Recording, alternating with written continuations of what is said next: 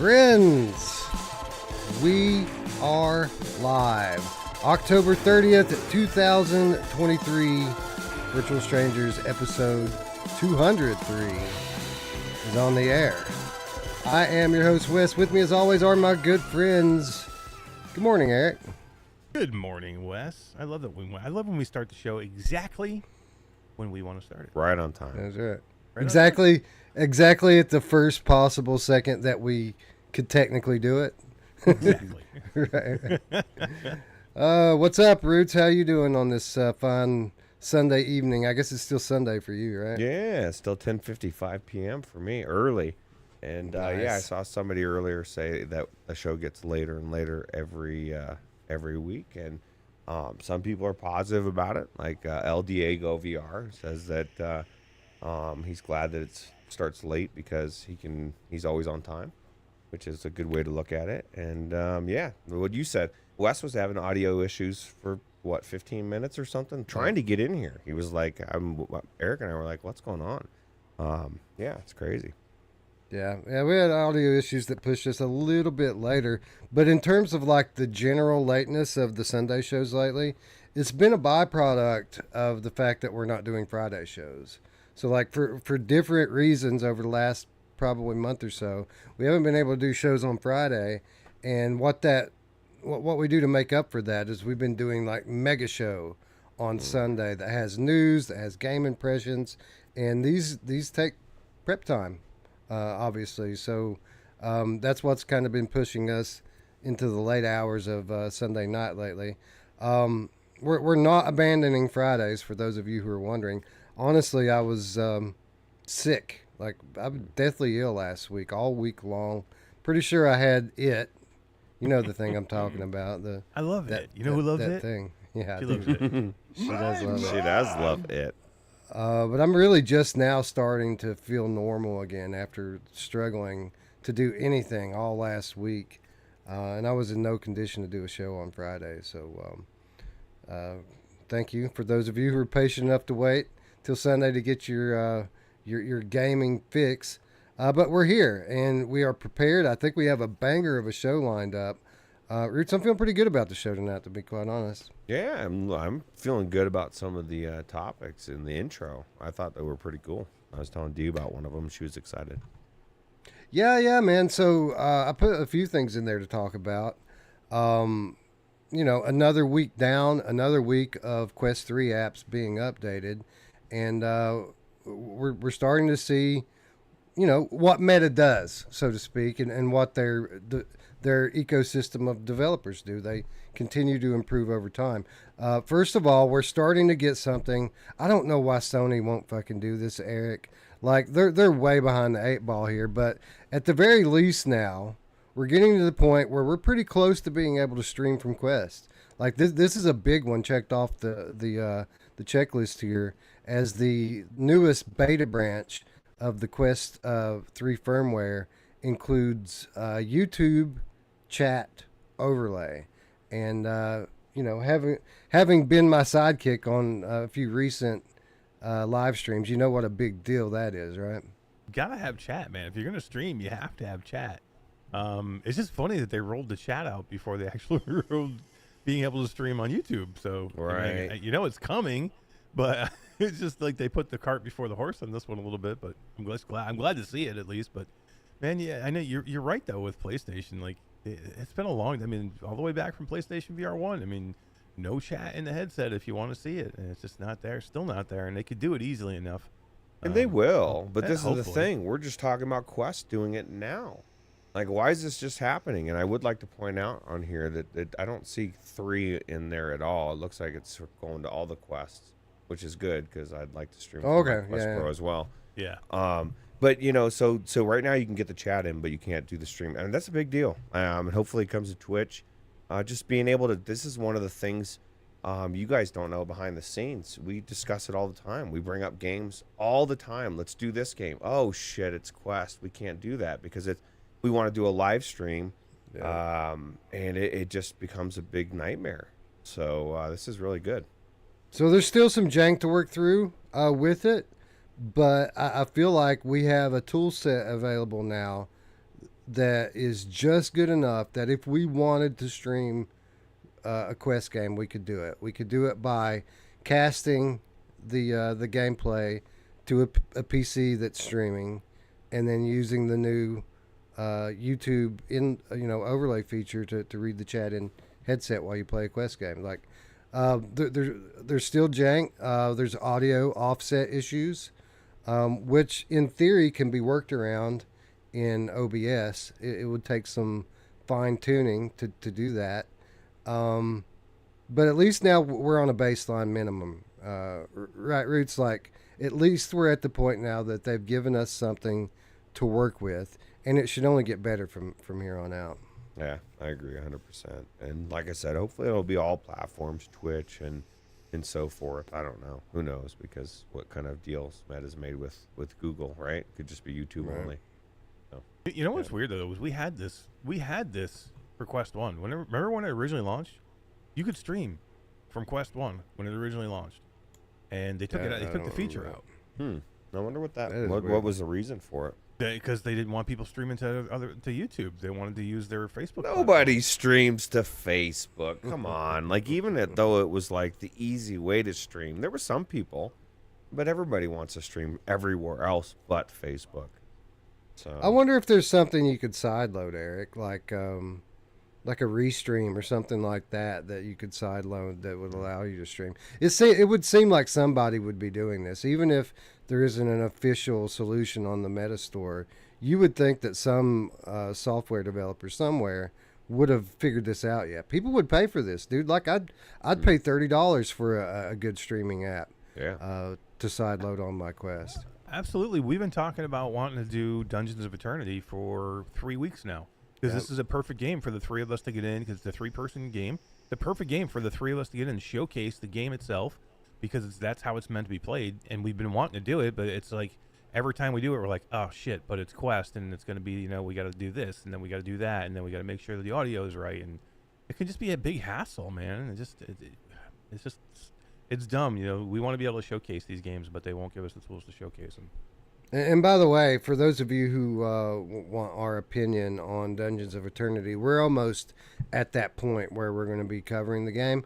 We're going to cover it this next week, one way or another, because it's time. It's that time once again to play everybody's favorite game, Game of the Month. So I don't know how it's going to fall. I do hope to do 2 shows this week, do a Friday show and a Sunday show. So I don't know if we're going to do Game Impressions on Friday and do Game of the Month on Sunday, or do it vice versa and do Game of the Month on Friday and then Game Impressions on Sunday. But I do want to do 2 shows this week. So hopefully you guys are down for that, because it's been a month, really, since we've had a full schedule for a week. And we're getting ready to start taking off time to get ready for the show. Right. So, like, it's kind of like it'd be nice to go out with a few shows, right? So. Yeah, but we got to do Game Impressions this week, because we've got, just like last week, we've got 2 high-profile releases coming out this week, which we'll talk a little bit about later.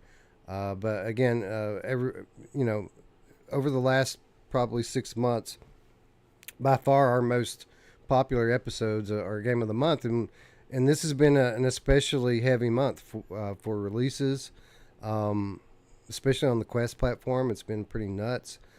So we've definitely got a lot to do this week, and some great episodes coming up. So if you haven't already, make sure you click that subscribe button. Guys, we're getting pretty close to hitting 4K. I'm hoping that we can hit it before the end of the year.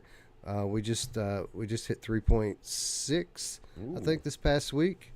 And we're cruising. I think we can do it. I think if with everybody's help, go on to Reddit, spread it, share it. You know who loves like, to spread it and share it? Oh, dude. My mom. You know who hates having a heavy month? You know who hates having a heavy month? My mom. Oh, she does that too, because that interferes with the first thing. Anyway, a lot more happening with Quest over the last week or so in terms of updates. We saw some applications get updated, some mixed reality updates, and one, Ruuts, we were recently talking about this CoasterMania. We were talking to Gamertag about it, and GT, he didn't know that you could ride the roller coasters that you built. And then my natural question, after we established that you could do that, was, all right, so can you build in MR mode, can you build a roller coaster around your room and then shrink down into the roller coaster in your giant room? And the answer a week ago was, no, you can't do that. Ruuts, the answer today is, yes, you can. Oh, wow. So can you shrink down and like have your like enormous wife or kids? No, wait. No. What the fuck are you saying, bro? Don't ever say the words enormous. My wife is and wife in the beautiful. same sentence. Everybody's enormous wives. Everybody's got an enormous wife. What? No, Oh my wait. God, Roots just pissed off everybody in chat. No, like, you know what I mean? Like, everything's huge, right? Yeah, so yes and no. Okay. It doesn't like scale the photograph or video up in real time to so that you're like literally looking at your pass through.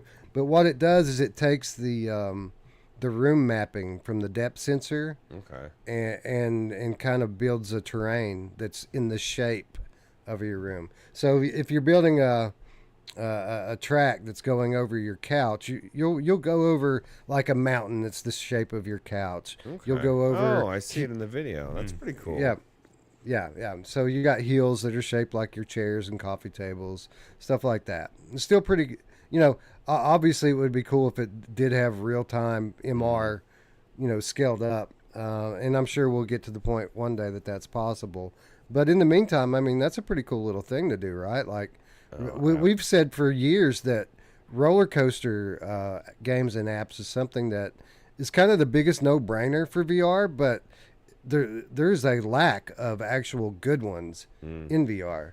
So hopefully this will scratch that itch. Yeah, this looks cool.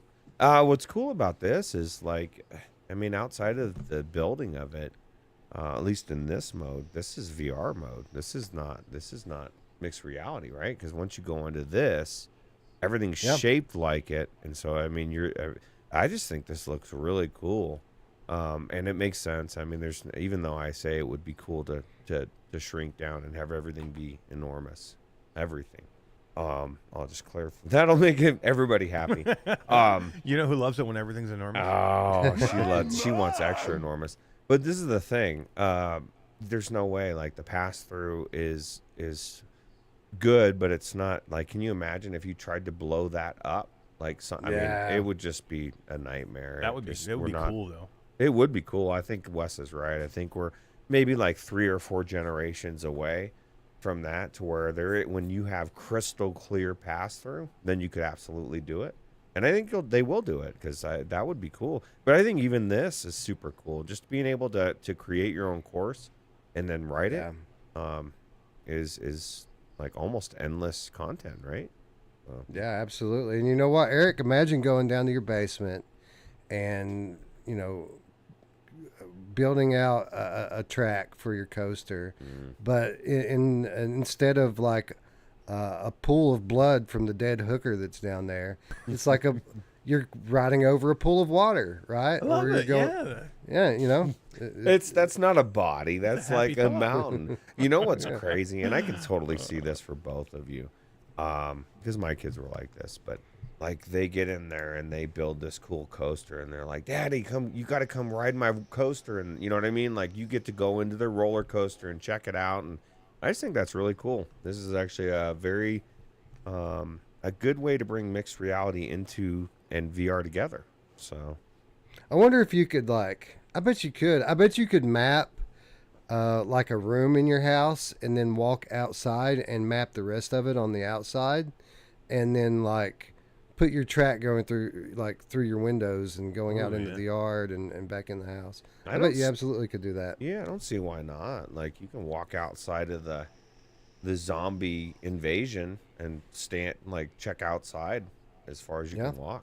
And you can map multiple rooms in your house with the room mapping. So like, And it's in the Quest 3, for what it's worth, is way better than Quest 2 at like remembering your play space and recognizing where you are in your house. Like it knows Ruuts.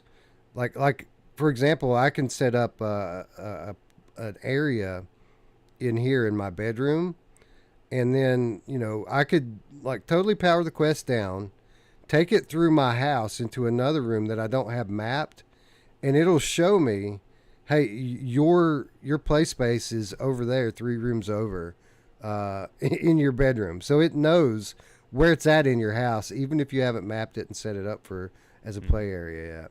It's got It's a pretty circle, crazy. right? You can see it. Yeah. I love that mixed reality. Like, I think we all agree that mixed reality is still not where it needs to be yet. Like to be like a main function.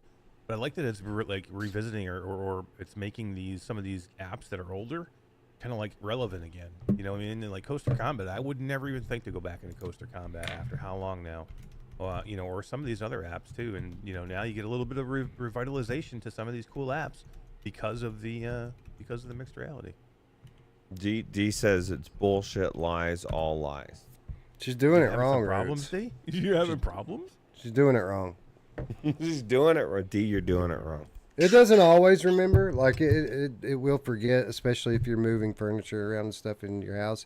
But it's way better than Quest 2 was at remembering. Mm-hmm. Like my Quest 2 forgets every fucking time, and this Quest 3 will hold for a few days before I have to redo it. Here's the only problem with it. Like, okay, so my Quest Pro forgets as well. So is my Quest 2. It's a meta thing. I don't know. They haven't really figured out how to never have it forget somehow, regardless of what changes in a room. Like, we're all going to switch shit around every once in a while, right? I just, I don't know exactly what they need to do to fix it, but it causes some big issues, or can cause some big issues.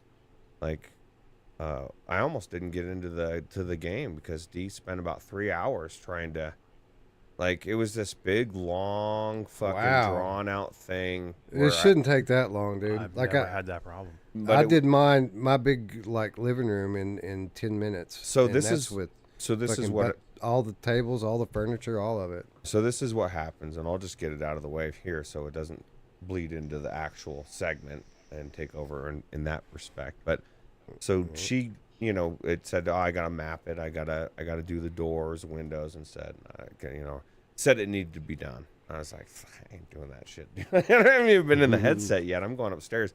So she mapped it and messaged me and said, hey, it's mapped, I'm ready to go.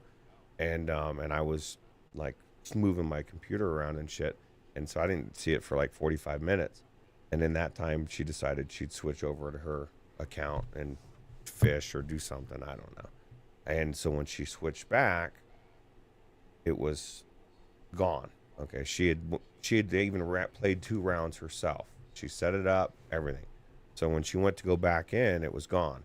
And then she set it up, and as soon as she got it set up, it got an update. And when the update was done, it was gone. It was gone again. Then it wouldn't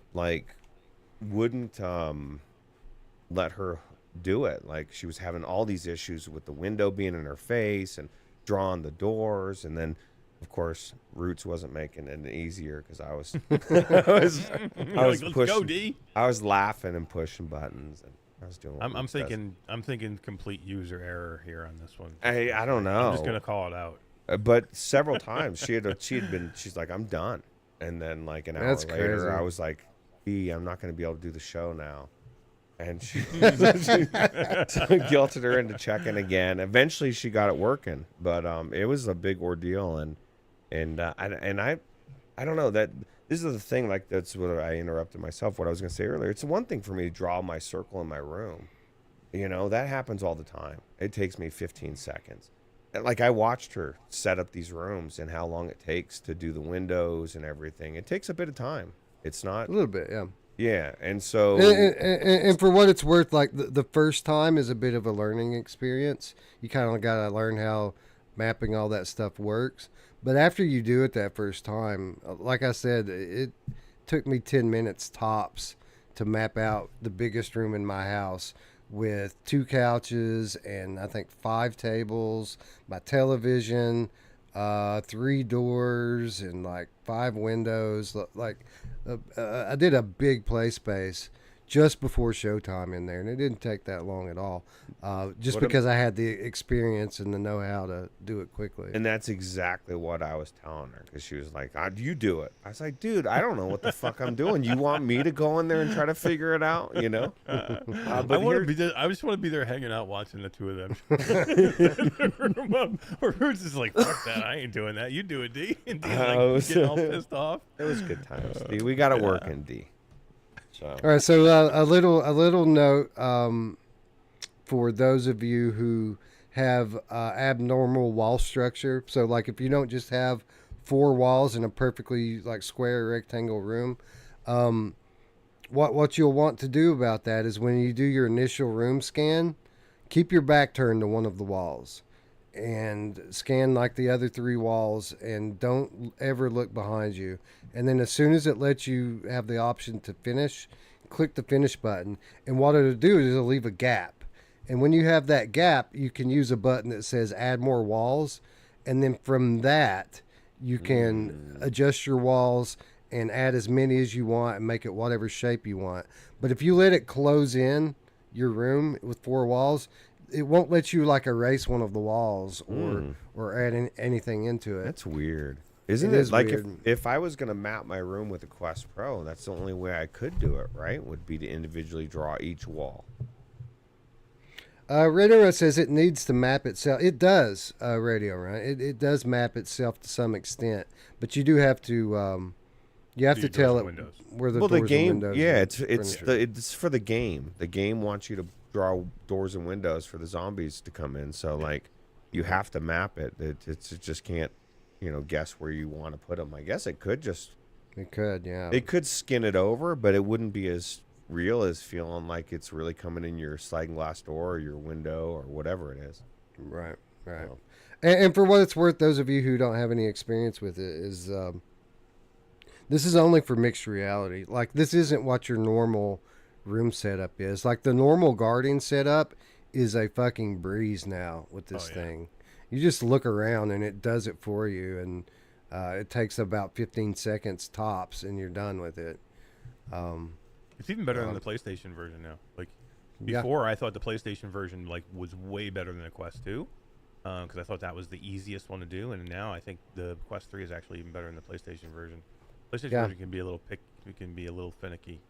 The only thing with the boundary setup that I'll give PlayStation over Quest is the remembering the space, because it stays in the same room in the same spot all the time.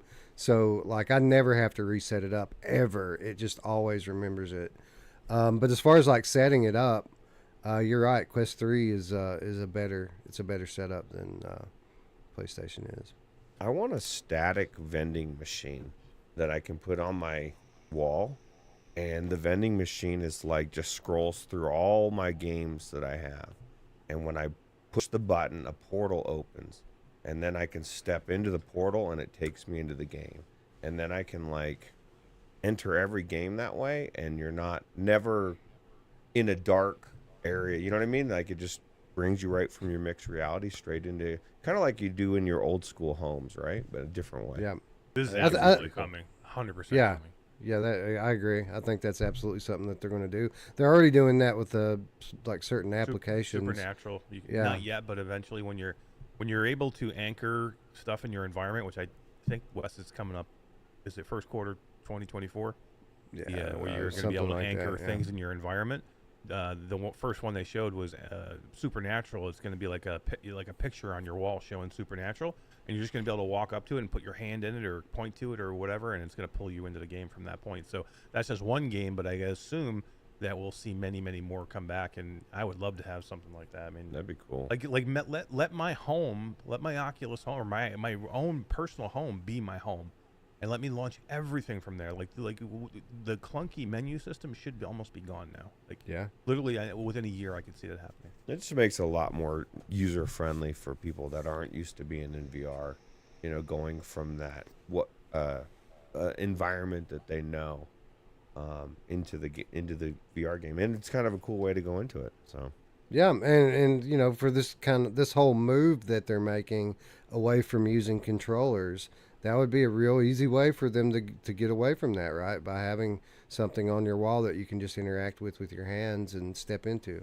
yeah, that'd be cool.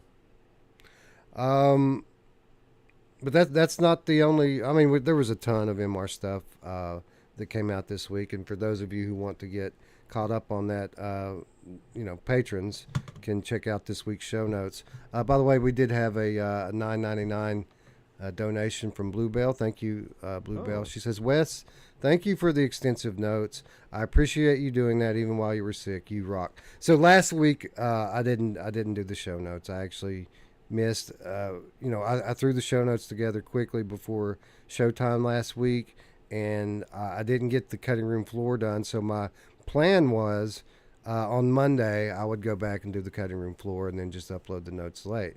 But like I mentioned, I was sick this week, so I never got around to doing that, and it just slipped through the cracks. So this week for the show notes, I did like an extended cutting room floor that went back to kind of make up for the things that were missed from last week's notes. So, so that's what Bluebell's talking to. Apologies to the patrons out there that really like getting the show notes every week. Apologies for missing it last week. Man, but those patrons like Wes have so much knowledge in their head about VR. Like, because there's those articles. I was just looking at a lot of them. There's so much crap in there, man. So much knowledge. It's good. Yeah, and if you're not a patron, which you should be, go check XR Update out because some of that stuff. Yes, absolutely. Yep. But anyway, one more story I'd like to touch on before we do a roll call here. Eric, and this one's kind of a no-brainer, right? So, like, whenever we talk about a new headset coming out, we always ask the one question, right? And we haven't asked it about Quest 3 yet, but now we have the answer. And that question is, can it play Squingle? And Quest 3 absolutely can play Squingle, and according to this headline, it is getting a trippy new mixed reality mode and Quest 3 enhancements. And Eric, you know, we kind of use Squingle as a meme because it's on every headset. But the truth of the matter is that this is a cool game. It's a cool application, and I'm glad that it's getting Quest 3 updates. And I'm gonna, at some point, I'm sure I'll get in there and check it out and see what it looks like.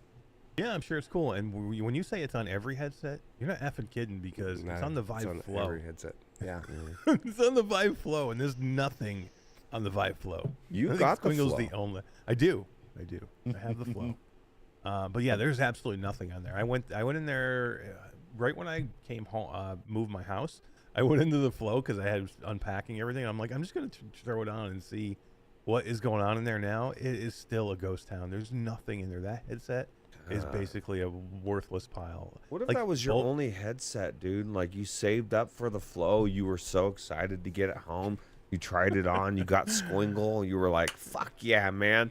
And then 6 months later, that's what you got, Squingle. HTC is the weirdest company, man. They just launch headset after headset that just crashes and burns. Yeah. That is. They're kind of a poster child for mismanagement, right? They are. But back to the question. Squingle's cool, man. It is a cool game. It's super trippy. I'd love to do it in my environment. I think that would be really pretty cool. Yeah, Ruuts like optimized for Quest 3 now. 100+ puzzles in this game, and multiplayer coming next year. Oh, wow. Super cool. I don't know. I think one of the coolest things about it, and hopefully they'll have some kind of version in it for mixed realities when you get to shrink down and ride through the tube and stuff, right? So I don't know how to. I don't know how that'll work in mixed reality as well. You'll probably just see like the you know, the walls of the inside walls of the canal, so to speak, like you do right now. But that is one of the cooler hidden little Easter egg things that you discover as you make your journey through Squingle, is that you get to be the ball, so to speak. Yeah, absolutely. It's pretty cool. Anyway, that's our week in VR MR, XR, whatever you want to call it. Anybody watch fights last night? Either of you guys catch what happened in boxing last night? I did not. It was crazy, something man. About, Fury, right? Yeah. So, Get knocked out? he didn't get knocked out. He got fought to a split decision that was gifted to him by the corrupt judges. But listen to this, man. So, this guy, Francis Ngannou, he was the challenger last night. This guy grew up in abject poverty in Africa. Okay, he was working at the age of 9 in sand mines, just digging sand to ship out. Sleeping on dirt floor, just abject poverty. The guy, when he's in his early 20s, decides he hears about Mike Tyson, in Africa, and decides that he wants to be a heavyweight boxer, right? So he begins his journey. He starts on foot, rafts over water, sneaks over borders. He makes his way to Europe. Takes him many years to get there. Ends up making it to France. Starts training at a boxing gym as a homeless person, and eventually the gym let him start sleeping there. And they convince him, instead of boxing, to do mixed martial arts because it's an easier path to the top in mixed martial arts. The guy starts training MMA, works his way up in just a few years of training, works his way up to become the UFC heavyweight champion, right? Baddest man in the world. Walks away from a contract with the UFC because the UFC would not allow him to box, which is what he wanted to do all along, was be a boxer. So this guy walks away from a multi-million-dollar contract with the UFC so that he can try to get a fight with the undefeated champion of the world in boxing, Tyson Fury. Everyone said he was crazy, that he would never even get that fight. But after a few months go by, he gets it. And he gets the fight. And coming into his first boxing fight, cold, after 3 years off of inactivity and knee surgeries and just coming in cold, 3 months of boxing training, he goes up against a boxing champion that some people believe to be maybe the greatest heavyweight boxer of all time. And he gets in there and kicks his fucking ass. It was a close fight in terms of points. But in terms of what happened in the fight, it wasn't close. Francis was the only guy to score a knockdown. He knocked Tyson Fury down in the third round. He cut him up, busted his nose, busted his mouth. You see Fury today, he's got a big black eye. Francis is untouched. The only thing Fury did to him was touch him up with some jabs and point fight and win a few rounds that way. But Francis absolutely should have got the decision. And if it was any other sport other than boxing, which is notorious for corruption, he would have won. And everyone in the world knows he did win. And it was just literally a miracle. It was one of the most clear stories of the power of having faith that I've ever seen in my life. Like, this guy believed in himself. He continued to gamble all through his life, go all in and bet on himself. And the guy has done nothing but win every time. And it's literally like a Hollywood movie, this guy's life. And it was just one of the most incredible things I ever saw.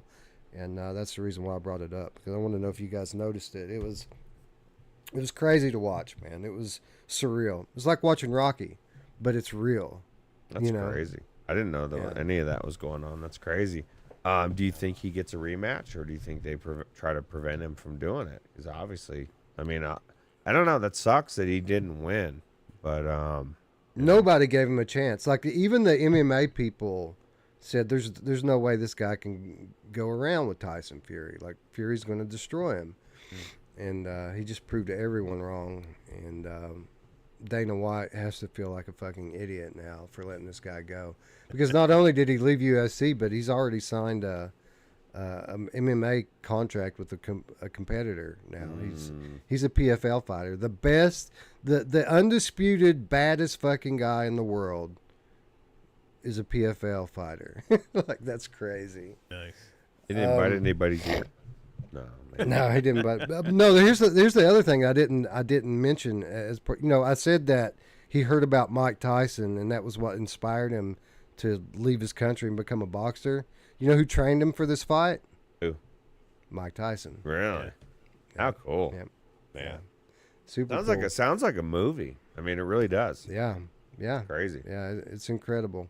But to answer your question, I think he'll eventually get a rematch. He won't get an immediate one because Fury's already signed for his next fight. He had already signed while they were promoting this one.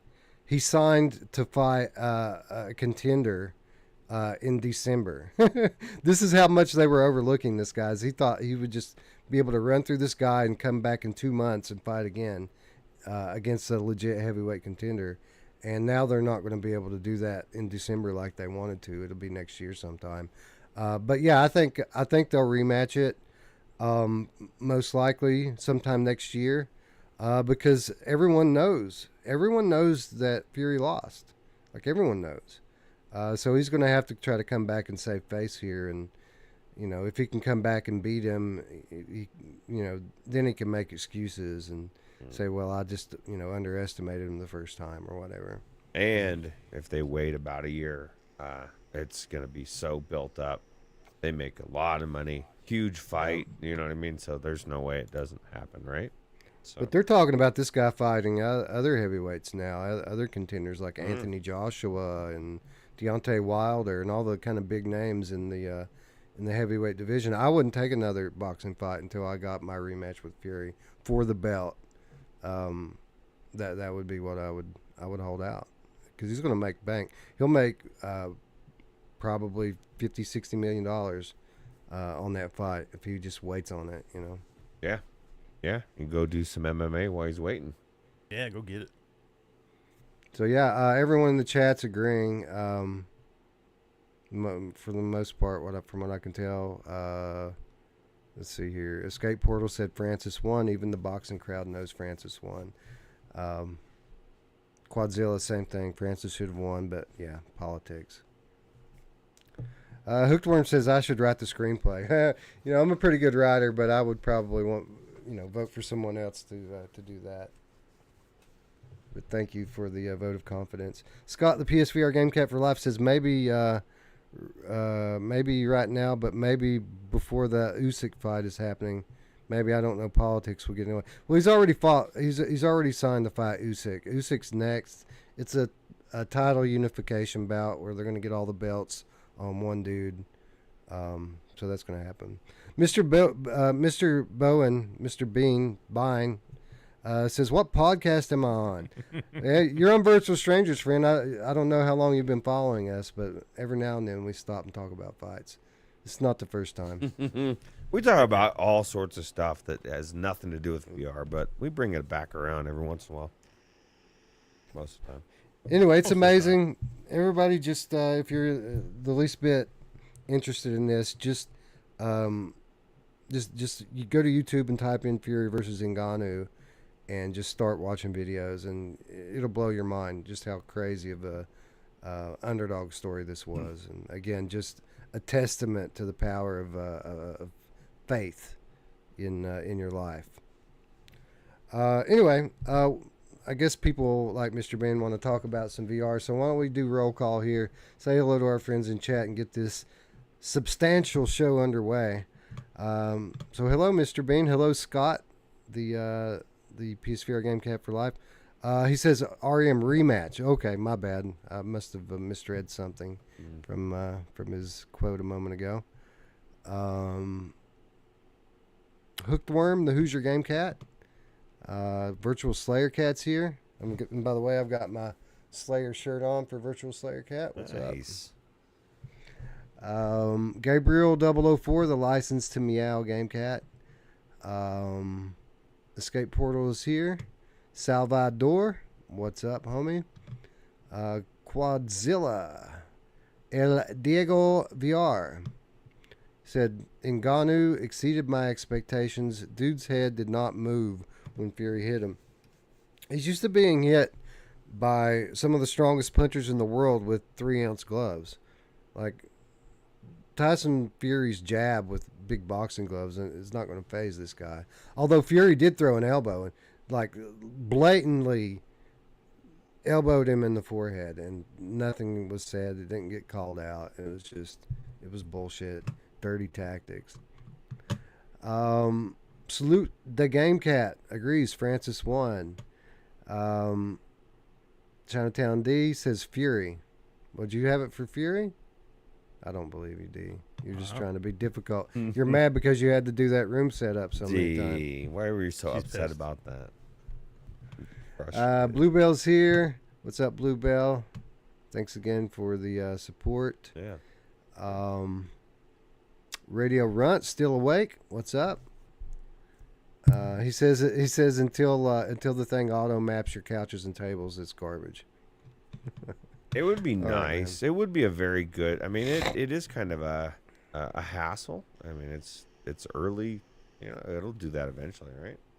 Yeah, you would think, like, when you do your regular, like, Guardian setup, now it scans your room and then it asks you, okay, is this correct? And if it's not, it lets you fix it. You'd think that it would do something like that for your items in your room. Like, it would be able to say, okay, we think that these are couches, we think that these are tables. Is it correct? And if not, then just touch it up and fix it real quick. So maybe maybe they'll upgrade it, over time to do stuff like that. Yeah. Or if you could go in and like map it once for every application, like this is a fucking table. Anytime this thing comes up, and if for anything, it's a table. It's always going to be a table. It's never going to be anything else. You know. That's what it's supposed to do. Now that you have it set up for Drop Dead, you should be able to go into Yuki now, and it should just work. Well, what about when you go back into Drop Dead and it's not working? So, like, I don't understand. It should. It's supposed to. And for what it's worth, I've tried it on mine. Like a couple of weeks ago when I was doing the MR stuff real heavy, I was going in and out of applications, and it worked just fine. Like it remembered for me.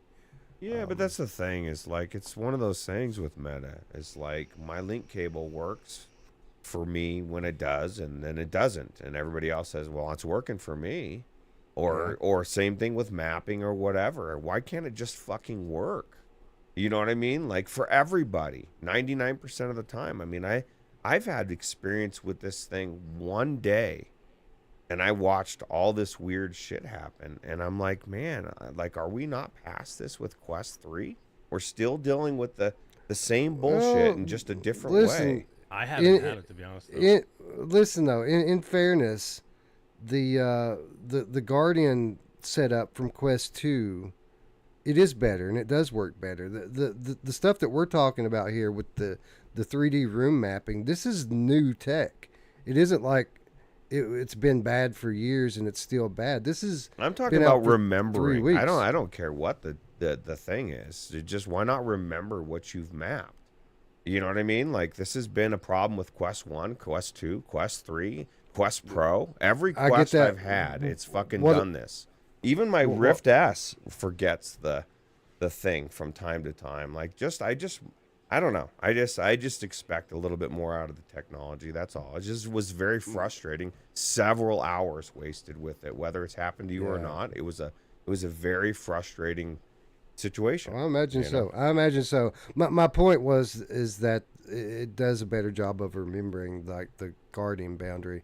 The room setup thing, it's a whole different thing on a technical level. It doesn't work like the guardian boundary. It uses the depth sensor, and it's a different thing that it's trying to remember. That was my only point. Well, my last point on it is when she had to come back, she had to redraw that too. So that wasn't still, like everything had to be redone. It is weird. That's it's weird. Just, it's just, I just, it's frustrating for, like I told her, I said, what if this was an average person that didn't know what the fuck was happening? Like, this is kind of unacceptable, you know? Like, I think it's super limited though. Like literally, I think what she happened was like the perfect storm with the update and all that. Like, I mean, I've been using my Quest 3 a ton, and I used to have to reset my Quest 2 all the time. I have yet to have to reset my Quest 3. Yeah, on, it's been good the, for me too. with the mapping, not once. In this whole time I've had it, so. Yeah, and here's another quick tip, power user tip for your those of you out there that have your Quest account set up as a dev account, which by the way is step one for side loading. So if you've ever done any kind of side loading on any of your quests, then you are set up as a dev account. But these MR these MR applications, when you get in it, it's using both. It's using your guardian boundary and it's using your spatial room setup. And sometimes those can conflict, and you'll get like close to your wall or something, and you'll see your guardian boundary pop up in your face, and it's super annoying. So what you can do now is after you get loaded into a game, you can go into your settings and disable your guardian boundary, and the game will still work. It'll just use your spatial room setup alone and not even worry about your guardian, which is pretty cool. Yeah, especially since you're in mixed reality and I can see what's going on. So I'm not in the dark anymore, you know? That's what I did for the Drop Dead thing earlier. I went in, I set it up, and then as soon as the thing booted in, I just went in and turned my guardian boundary off, and it worked just fine. I just want to get away from jank. That's all. And my point is I've had limited experience with the Quest 3, and all I dealt with was jank. I mean, not me specifically in the experience, but I sat there and I watched her spend a couple hours off and on trying to fix this thing, and yeah, that's got to be frustrating, man. You know, I tell people, you know, when I talk to them about doing this Drop Dead thing, I tell them, hey, make sure you do a detailed job on your room setup, because it's worth the 10 or 15 minutes that it takes to do it for you, to make your experience better. But it's not worth hours. You know what I mean? Like, none of these games are worth hours of setup. So I got to imagine that was very frustrating for you. Yeah. Or D. Michelle B is in the chat. What's up, Michelle B? Thanks for joining. Kino Dude is here. What up? Who else? Scrolling. Midlife Kid. What's up? Philozix. Did you catch any zombie sharks? Well, we'll talk a little bit about that in a few minutes. Technoglitch is here. Hello, Technoglitch. Zale2318 said, I tried streaming from my Quest 1 back in the day. The output field of view was terrible. That's probably why it went away. Yeah. Nibelheim is here. Hello. More VR says, Ruuts' beard is legendary. What's up? I like that comment. Prophecy 777 is Wes all right? Sounds like he's still sick or recovering. My voice shouldn't be weird. Like, I am still a little bit off, but my throat's been good for a few days now, so I don't know. Maybe there's still a little raspiness to it, but I feel all right. Thank you for asking. Ryan B's here. What's up, Ryan? You think Ryan B and Michelle B are married? I think so. I think it's secret. I think it's also Ryan Brannon, and I think it's also, no, just kidding. They're all rolled into one.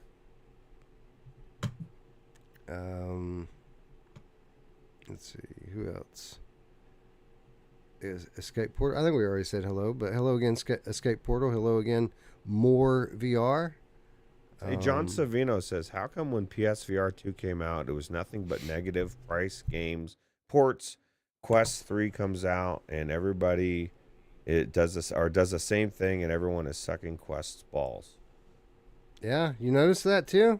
Yeah, I noticed that too. Yeah, same price, no exclusive titles, all Quest 2 ports, but everyone's perfectly content with it. Yeah, seems a little weird, doesn't it? Very bizarre. Q Creator is here. Good morning. Flame Hat, the Game Cat. What up? Mind Jive, hello. What's up? Feel Yarn says, I need a really good ground up VR combat racer. I need Grip to come to PSVR2. That would be That's cool. what I knew. And have cross play. That'd be cool as well. Yeah, man. Grip would be awesome. That would be awesome. It needs to go there. There's no reason it can't go there. And the devs like VR, so. That's true. Escape Portal with a $1.99 donation says, is the review embargo for Foglands up tomorrow? I don't know, but after I do the roll call here, I'll look it up for you, and we'll be talking about this week's releases later on the show, and I'll let you know then if the review embargo's up tomorrow. I'm not quite sure.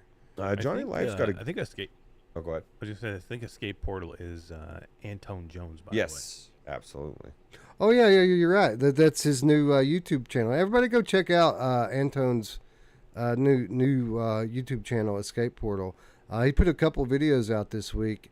Good. And I gotta say, Ruuts, compared to like what we were doing when we were new, this guy's fucking killing it, dude. This shit's pretty good. I know. I told him. He messaged me, sent me the link, and I watched it, and I was like, wow, that's really good, dude. Yeah, same here. I was like, he sent me some stuff, and I'm like, damn, dude, you did good. Yeah. So everybody go check out Escape Portal. It's really good. I'm not just paying the guy lip service. It's actually good. You know who would pay him lip service though? Dude. My mom.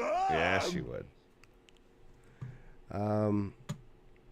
Anyway, Boognish 66. Hello.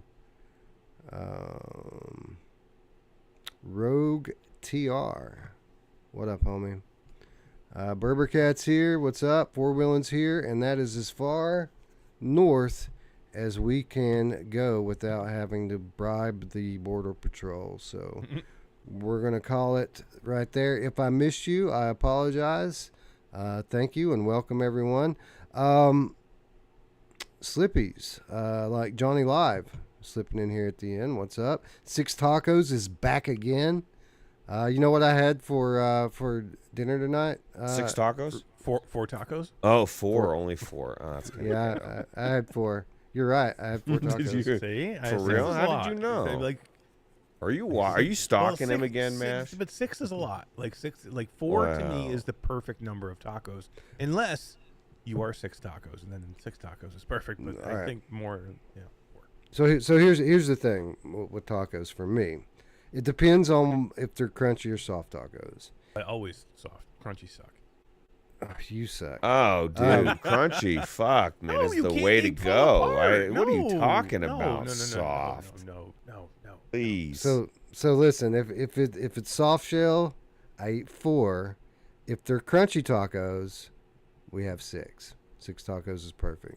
That's because 6 is perfect because they all break apart and they fall on the plate, and then you have to eat 6 of them just to get 4 worth of shit in your face. That's just, who wants 4? Oh, never mind. I'm not even gonna go there, but I'm gonna push the button anyway. My mom. just like D, you're doing it wrong, Aaron. You're doing it. Dude, have you seen these things where it's like a taco shell that holder that you eat over top of, like crunchy tacos over top of? So then when they crunch and everything falls out, it falls into another fucking taco. Oh. But it's a soft taco wrapper underneath. Yeah, Catches everything, that's and then the you way. Eat the soft taco because nothing stays in the crunchy taco. Well, okay. You're doing it wrong. You're doing it wrong. I love crunchy tacos. No. They're my favorite. I put the link to Anton's Jones nice video, Thank the you. top 10 video. Nice. So El Diego everybody VR go is dead check it video. out. Everybody give him a subscribe if you like the video, which I almost guarantee you will. Anyway, Slippies, like 6 tacos, like a typical Kiwi, like Ray Delator. What's up, Ray? John Savino said, Wes, Roots read my comic, but you didn't say hello to me. Hello, John Savino. Johnny Live's here. Chris Duncan is here. Again, thank you, Antone, for the $1.99 Absolutely. donation. That's pretty awesome. Natty, what's up, is here, slipping in. Bluebell says See you're an you. amateur taco eater. Eric. Yeah, I got an itch on my nose for everybody out there. It's bothering me. It's bothering me big time, guys. Sorry. Lars is here, and I don't know how to pronounce your last name, Lars. I don't even know what those characters are called. So we're just going to call you Lars G and say thank you for joining us from Norway. Pretty awesome. This is the other side of going on late. Like, you know, we are timing out some of our regulars, but we're here for Europe, man. Europe's waking up right now, and Virtual Strangers is on the air. Do you think we'll see PD and GT? I think we absolutely will see PD and GT shortly. He's on vacation. Maybe not GT, but definitely PD. Oh, is GT on vacation? GT's always on vacation, bro. That's true. Oh, man. That's true. Anyways, if I missed you, I apologize. Thank you for hanging out with this late Sunday, early morning Monday. We have got a jam-packed episode prepared for you. So with that said, let's get it on. The Prime Radiant. A mysterious artifact that can forecast the future. Expressing the fate of humanity in arithmetic. A destiny of darkness, foretelling the collapse of an empire. Will that come to pass? What impact can one person have? If you're clever enough to open it, I'll show you the future they predicted. Astoria is the key to infiltrating the Foundation. Gain her confidence, and the rest will follow. Here is your future. Everything we have built here to join that ludicrous cult. The Foundation is a threat that has gone unchecked for far too long. Who have you lost in this empire? Foundation's mission is to ensure civilization survives what's coming. For centuries, you have treated us with scorn and derision. Find the others and the path will open for you. It is time to play your part. Stay loyal to the Empire, or forge a new fate in the Foundation. The future is in your hands.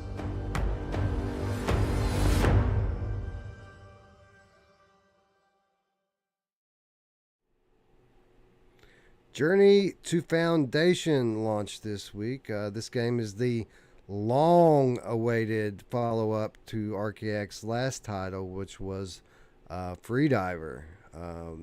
That came out, I don't know, like 3-4 years ago, I think Freediver came out. This is the first in-house game from Archaeac since then. And well, let me start by, of course, thanking the people at Archaeac for providing us with review copies of this game. This game launched this past week onto PlayStation VR2 and MetaQuest platforms. And it is a narrative-focused adventure game set in the world of Isaac Asimov's Foundation, which has come to prominence in recent years thanks to the Apple TV series of the same name. Eric, we saw with Freediver Archaeac taking a turn toward narrative-driven experiences, and we very much have been expecting all along that their next installment, their next title, would be something in a similar vein as Freediver. Again, very heavily narrative-driven. I don't think anything could have prepared us, though, for just how heavily narrative-driven this is. As far as games go in VR, there aren't many that are this heavily driven by the story. Is that a fair statement? 100%. Like when we started playing this game like a week ago, you said, you know, hey, we need to give this some time because I heard that it's like a slow burn and it takes a little time to get going. You weren't kidding. Like the whole game is a slow burn. Yeah. But I don't care because I like it. Like I like it. Like you want to know why I like it?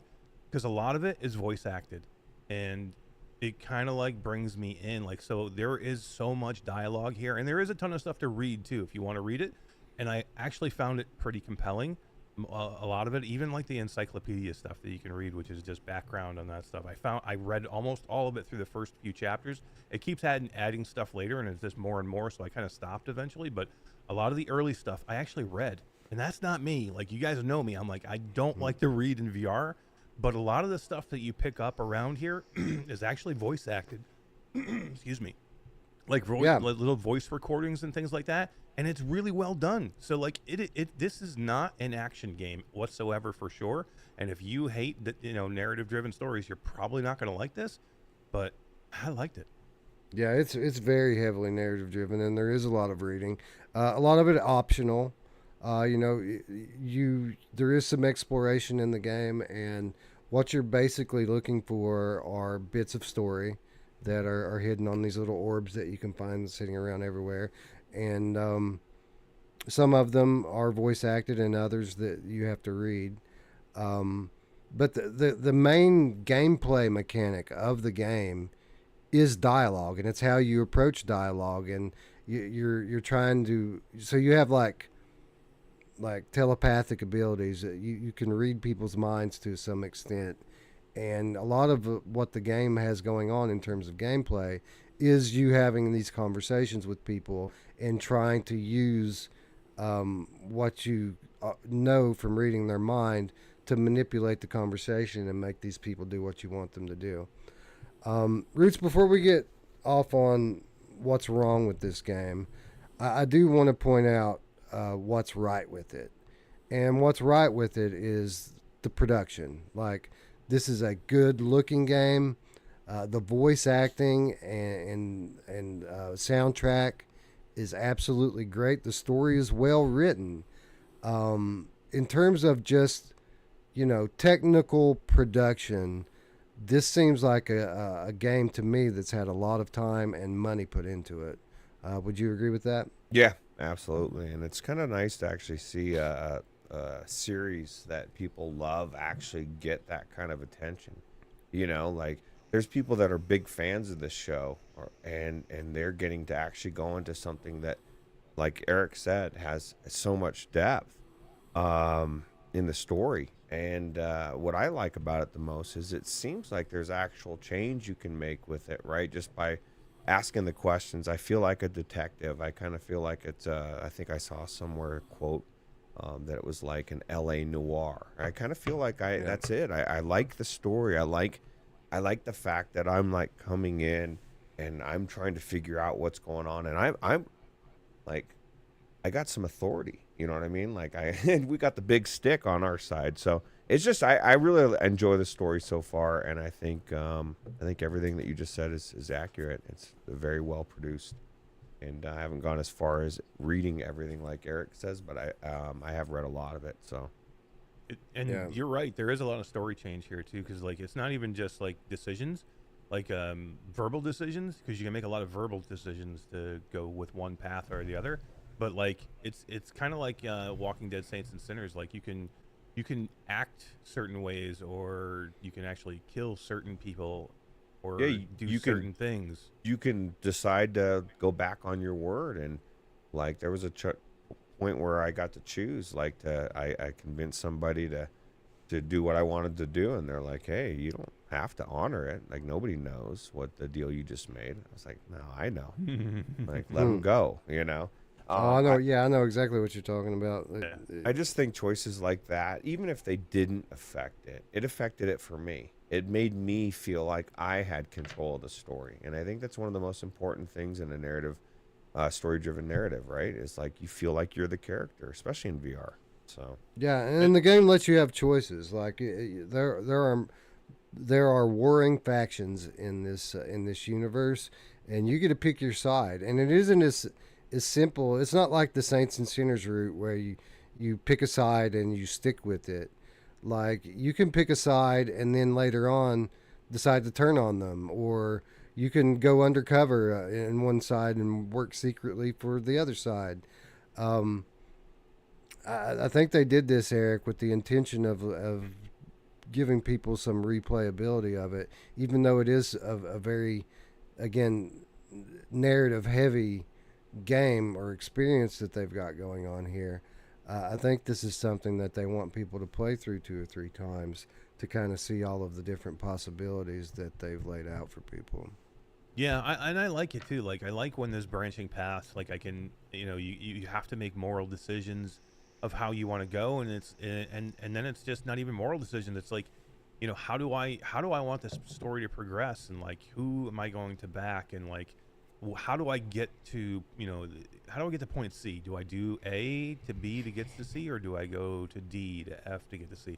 Or like, there's just different ways that you can try and get to different things, and you feel like Ruuts said, you feel like you're in control of something of where you go with this, which is, you don't see this in a lot of games. And I don't know, I thought at least the dialogue too was like well thought out, like in the way the story progressed. Like, I don't know how far you guys got in, but I mean, it gets you because you're kind of like a double agent kind of in here. You're kind of playing both sides, and as you get farther in, the lines are crossed on both sides, so it gets to be pretty difficult, like trying to keep up with where your allegiances start to lie, and and what's fact and what's fiction, and which way you're going to go. Like, even like I'm quite a ways into it, I don't know which faction I'm going to go with yet. Yeah, so I played a few hours, and again, it should be important for us to point out that none of the games that we're talking about today are we doing full reviews on. These are first impressions, having tried the game over the last week. We only review the games that we absolutely love, to the point where we have to finish them because we want to play through them. So these are first impressions, and I played probably 3 hours or so into the game. I probably got like 5 or 6. I'm through Revenlaw Station. Listen Have you to guys been through the Eric. mining colony? This man legitimately thinks that he is better than us, Eric. I could get 5 or 6 hours in. Promise. I'm just, because I think this game's pretty long. By the way, I just have a feeling, like, I don't know for sure, but I just have a feeling I'm like I said, I'm that far into it, and I've just gotten through the mining colony scene. Wow. Which is, it's pretty good. So I'm wondering now if I should have gone and watched the Foundation series on Apple TV before I played this game. And the reason why is, I am someone who typically likes narrative-driven games. It's my favorite type of games. It's something that's got a well-thought-out, well-written story that I can explore as I play through a game. I am a type of person that doesn't mind reading. Like, I'll read every little bit. Anybody that's watched one of my gameplay streams knows that I'll read stuff that isn't even relative to the story. Like, I'll go, if there are books on the shelf, I'll pick the books up and just read what's on the back cover, just out of curiosity to what the devs would put on there. So that type of stuff doesn't bother me. With that said, for that reason, I was I've been looking forward to this. This has been one of my most highly anticipated titles of the year so far. And I wouldn't be telling the truth if I didn't say that I'm a little disappointed with it. I do like it. I think it's good. I find it hard to play in long doses. I find it kind of boring, honestly. And it's not that the story's bad or anything, but it's so heavily reliant on reading and dialogue. There's such a small amount of anything else that's going on in the game through the first few hours that I found it difficult to pay attention at times. So while I am enjoying it, I'm not loving it the way that I thought I would love it. So weird. What's going on? Which is here? weird. Me and you Yeah, just this is completely like swapped positions. this is Yeah. I'm enamored with this game. Like, and you're usually the person, because you usually do. this is your dig type this of kind game stuff. usually. Like, and then this is not my type of game originally. And I'm like, I have spent several sessions in this game, and I'm absolutely loving it. Like, I'm taking my time through this thing, and like reading, trying to find all these different things, because I know there's little backstories of everything, and there's different people you can talk to and get like little side stories. You know what this kind of reminds me of? Oh God, what's that? I can't think of the game right now, but what the hell's that game with Commander Shepard? Somebody out there will know what I'm talking about. Commander Shepard. That sounds familiar. On the N7 spaceship. I'm just completely blanking on the game name. It's one of my favorite games, but it reminds me of that because there's a lot of talking in that game too, where you have to go find different backstories and stuff like that. But somebody in chat will remind me. But I love this thing. Yeah, it's way better than I thought it was going to be. Yeah. So there are things going on here that I do like, and it very well could be that as you play deeper into it, the game takes more advantage of that stuff. I don't mind the combat. I think the combat's all right. I really do like the mentalic abilities that you have. I think that is one of the best things of the game, how you can kind of probe people's minds and tune in to hear what they're whispering to themselves. And then use it against them in their conversation. Yes. I love it. Yeah. So cool. I do think that there was a little bit of a missed opportunity with it because, they could have made it to the point where you get this information from someone's psyche and then you use it in the course of conversation to maybe subtly manipulate the direction of the conversation. But instead of kind of taking that subtle approach to it, at least so far, every time that I've used that type of information, it makes you be direct with it. Like, you just have to throw it right out on the table like, hey, I know what you're thinking because I just heard it, I would have preferred options that allowed me to take this information and maybe steer the conversation in one direction without just throwing all my cards on the table right up front. Loser Reviews says 6 to 8 hours, Eric, is the length. So you've got to be about probably. Well, think about it. If you're 5 hours in, you could be 3 hours away. I mean, you could have 3 hours of game left. Yeah, I think there's at least 3 hours of game left, and I think it depends on how far you go into this thing. Like, I spent probably 45 minutes reading the encyclopedia. Are you going to finish? You know what I mean? Are you Like, going to finish reading it? Because I actually find this backstory pretty amazing. Like, I am going to go try and watch the series now because I think there's a lot here. There's a lot going on here. Like, there's a lot of backstory. There's different factions, like Wes said. There's different religions that they're talking about here. Okay. You're talking about a span of time of several centuries that have happened here, and just there's a whole story just behind this mind bending ability that you have, and how this. The story is great. Yeah, the story is great. It's just. I think for me, this is a game better taken in like shorter doses. Like, I think an hour to 90 minutes in this, and then I need a break. I need to play something else. It's just so heavily into the reading and dialogue part of it. I start to lose interest after some time. Even with the story being as good as it is and as interesting and unique as it is, it's too heavily focused on that stuff for my taste. Did you switch bodies with Eric? I swear, like, what happened weird, here? I swear. So weird. Thank you to everybody in chat. Mass Effect was the game I was thinking of. Mass Effect definitely reminds me of that. Has that feel to it. Okay. That grand storytelling feel to like Mass Effect, but Mass Effect had better action. You know what I mean? It had better. Right. The action parts of Mass Effect were better, and to me, that's where this game starts to lose it a little bit for me. Is the action? I mean, it's not bad, but I mean, it's just not as like it's not Mass Effect good. But I feel like you have that bit of that feeling of that big narrative, story driven. Go talk to people, find out about conversations, find out about different people, have different relationships with different NPCs around, which I think is pretty cool. And this mind ability is really cool because it warps and manipulates, and you start to be able to do different things with it. I don't know if did you guys make it to this far in the game where you can actually start to basically destroy the minds of your enemies and not have to use your weapon anymore. Now you're using your mind ability to that sounds basically cool. destroy.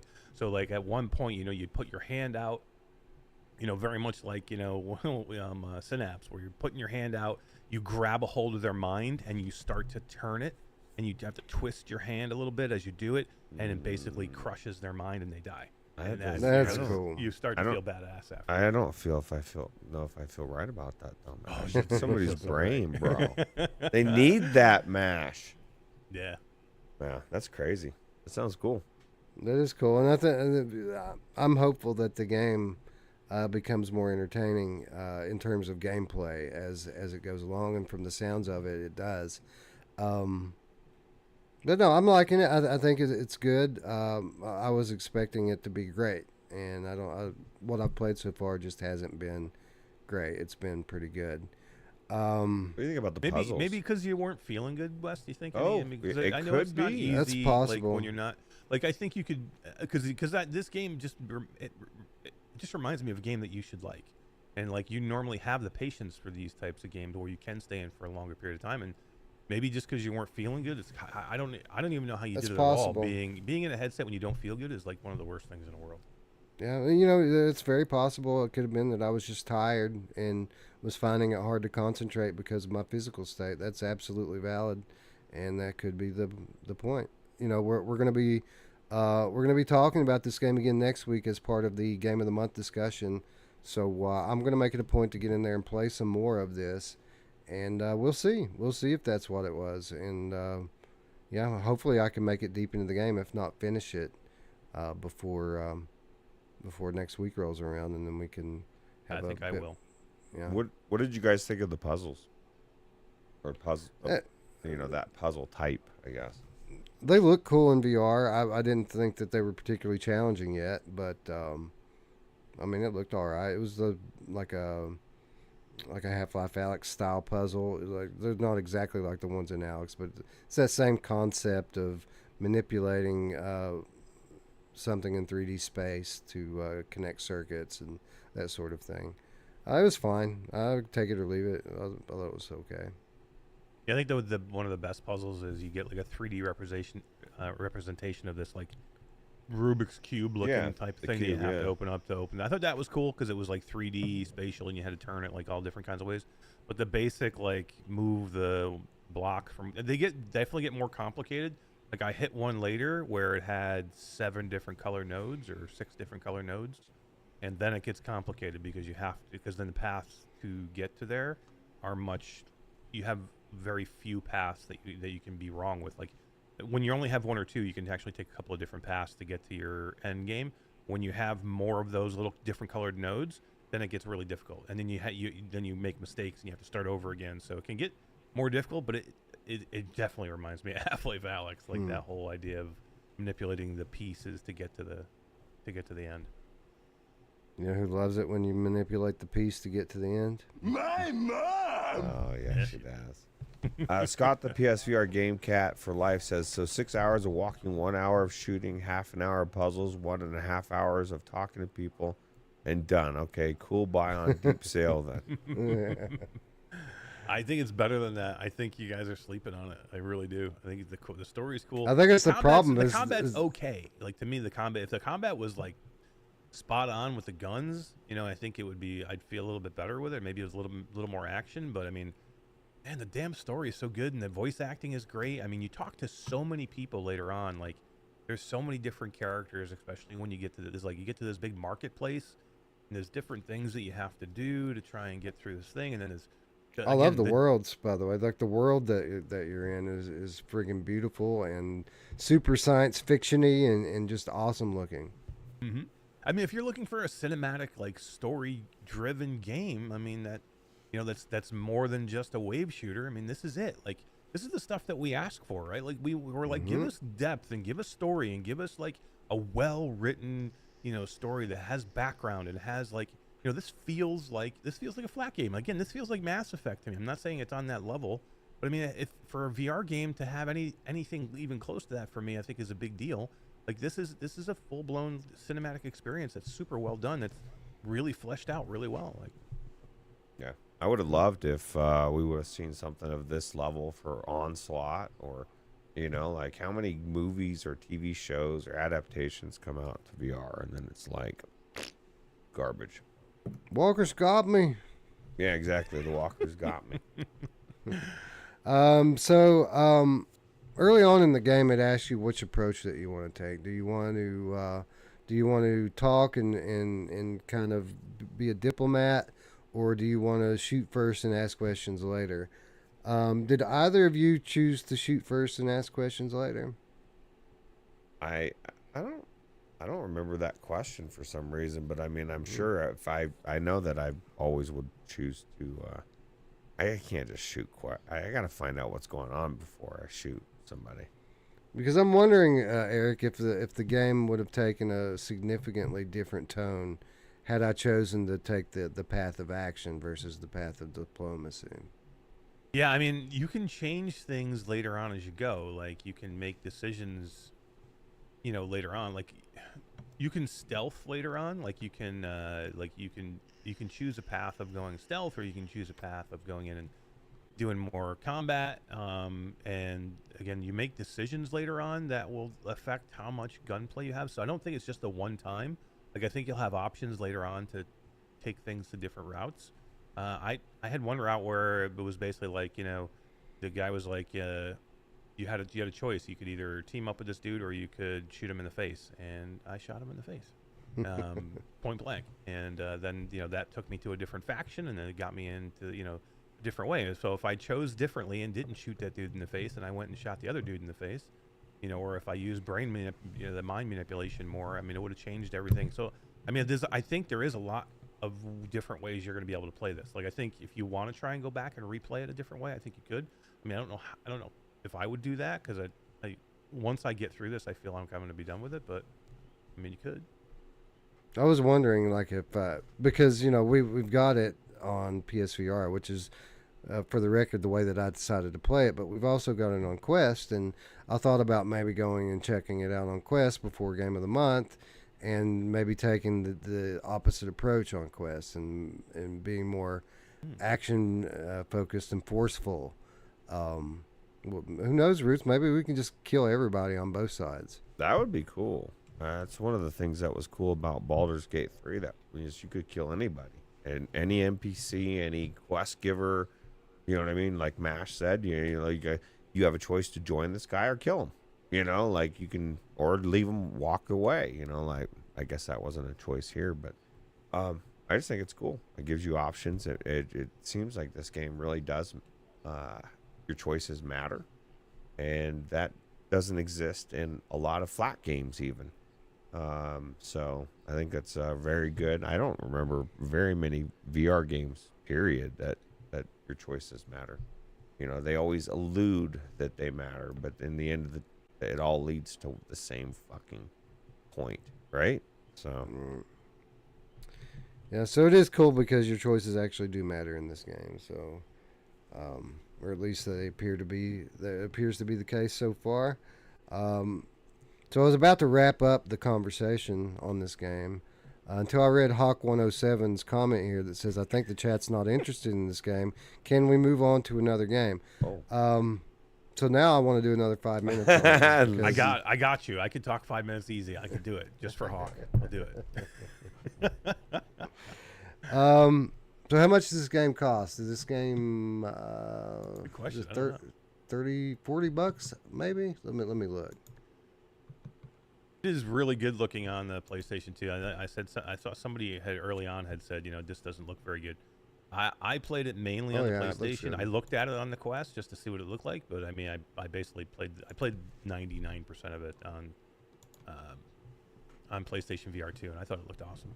I only played it on the Quest, and I thought it looked good. And I played it on Quest Pro. I didn't slum it on the Quest 3. So you chose to do standalone, Ruuts. That's interesting. Yeah, I told Eric, anytime that I have a choice of standalone or PSVR2 Virtual Strangers account, I choose standalone because I end up getting bumped out of the games all the time. So it's on PlayStation you get bumped out. Yeah, it happened to Eric last week too. Really? What does it do? Does it just crash? Or? It just says something about licensing and something like that. It just says somebody else is accessing this account, and it just kicks us to the menu. Huh. So. That's weird because I don't sign into it. I activate the sharing on my console and play it on my own account. So that's weird. I guess you guys are both trying to do it at the same time or something. Probably. For what it's worth, it does kind of work the same way as Steam works. So if you get in and you don't even have to boot the game. You just sign into the account and disconnect your unplug it. internet. I'll start well, doing that. you don't even have to unplug it. You can just go into the settings and toggle the connect to the internet thing to off. Oh, there you go. And then it'll be unlocked all the games will be unlocked on your console for however long until you turn it back on.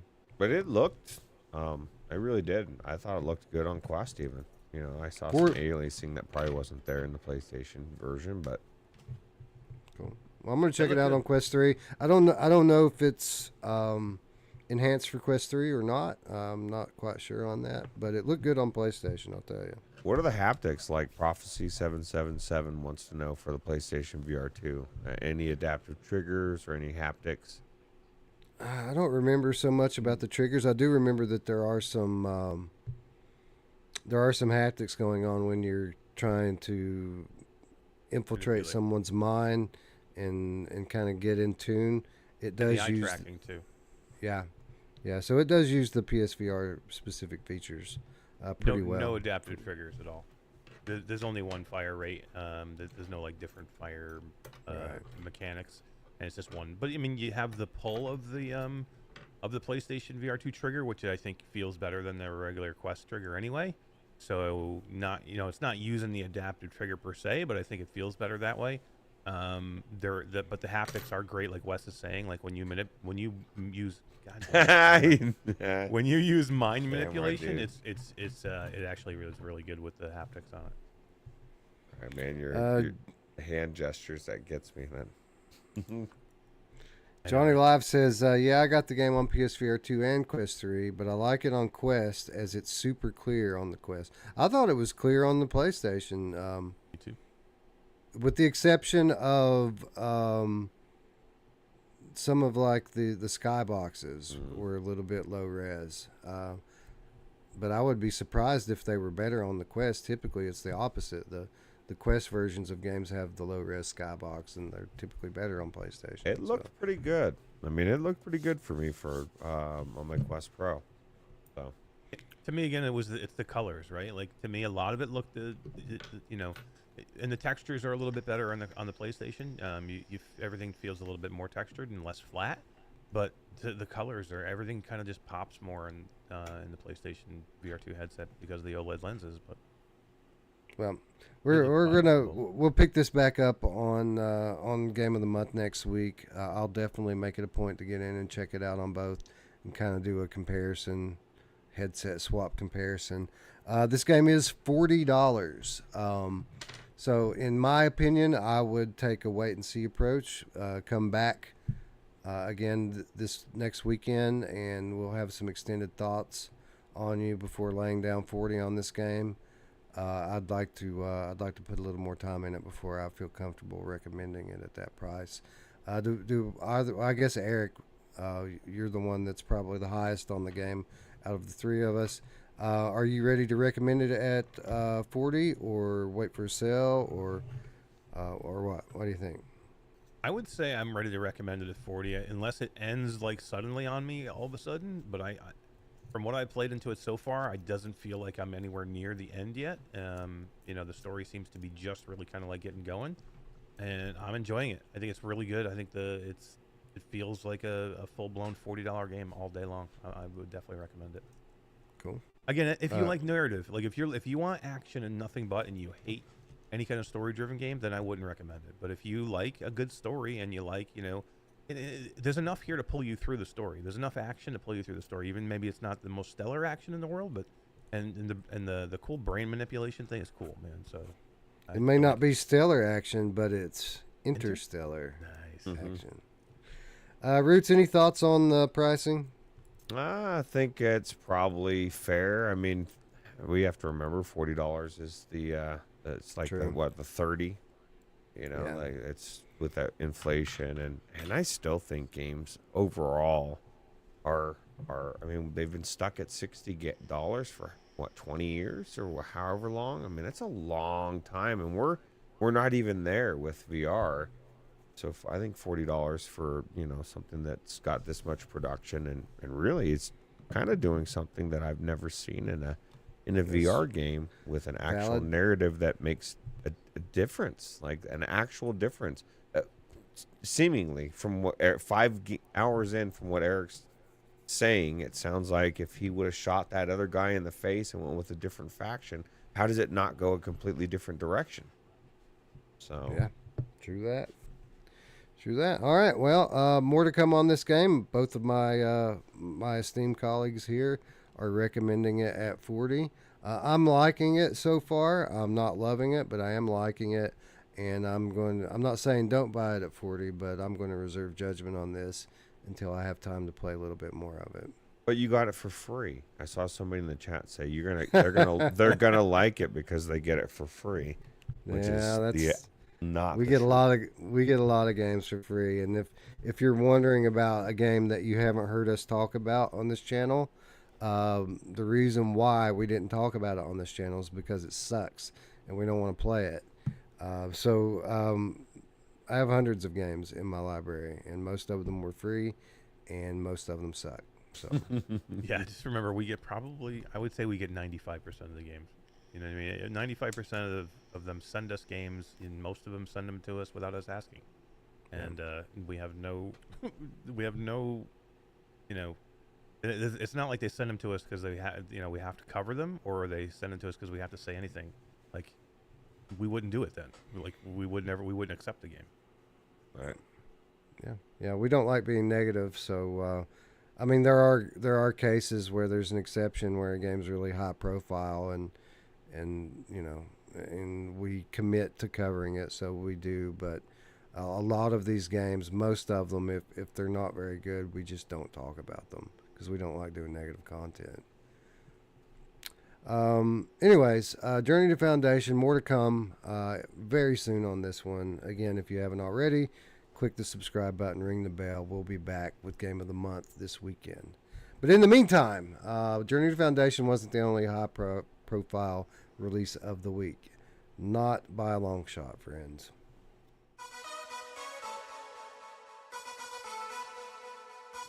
Welcome to the Ghostbusters. You might be new here, but we have a job to get done. The city isn't going to save itself. So get geared up and join the team, because working together will give you the best chance. We got this. Luckily, you'll have access to the latest ghost-busting gadgets, if you can earn them. We're talking turrets, shields, decoys, and so much more. Throw your trap. Wow. Light 'em up. I'm picking up something. Whoa, watch out. You'll need to be ready for anything. Here he comes.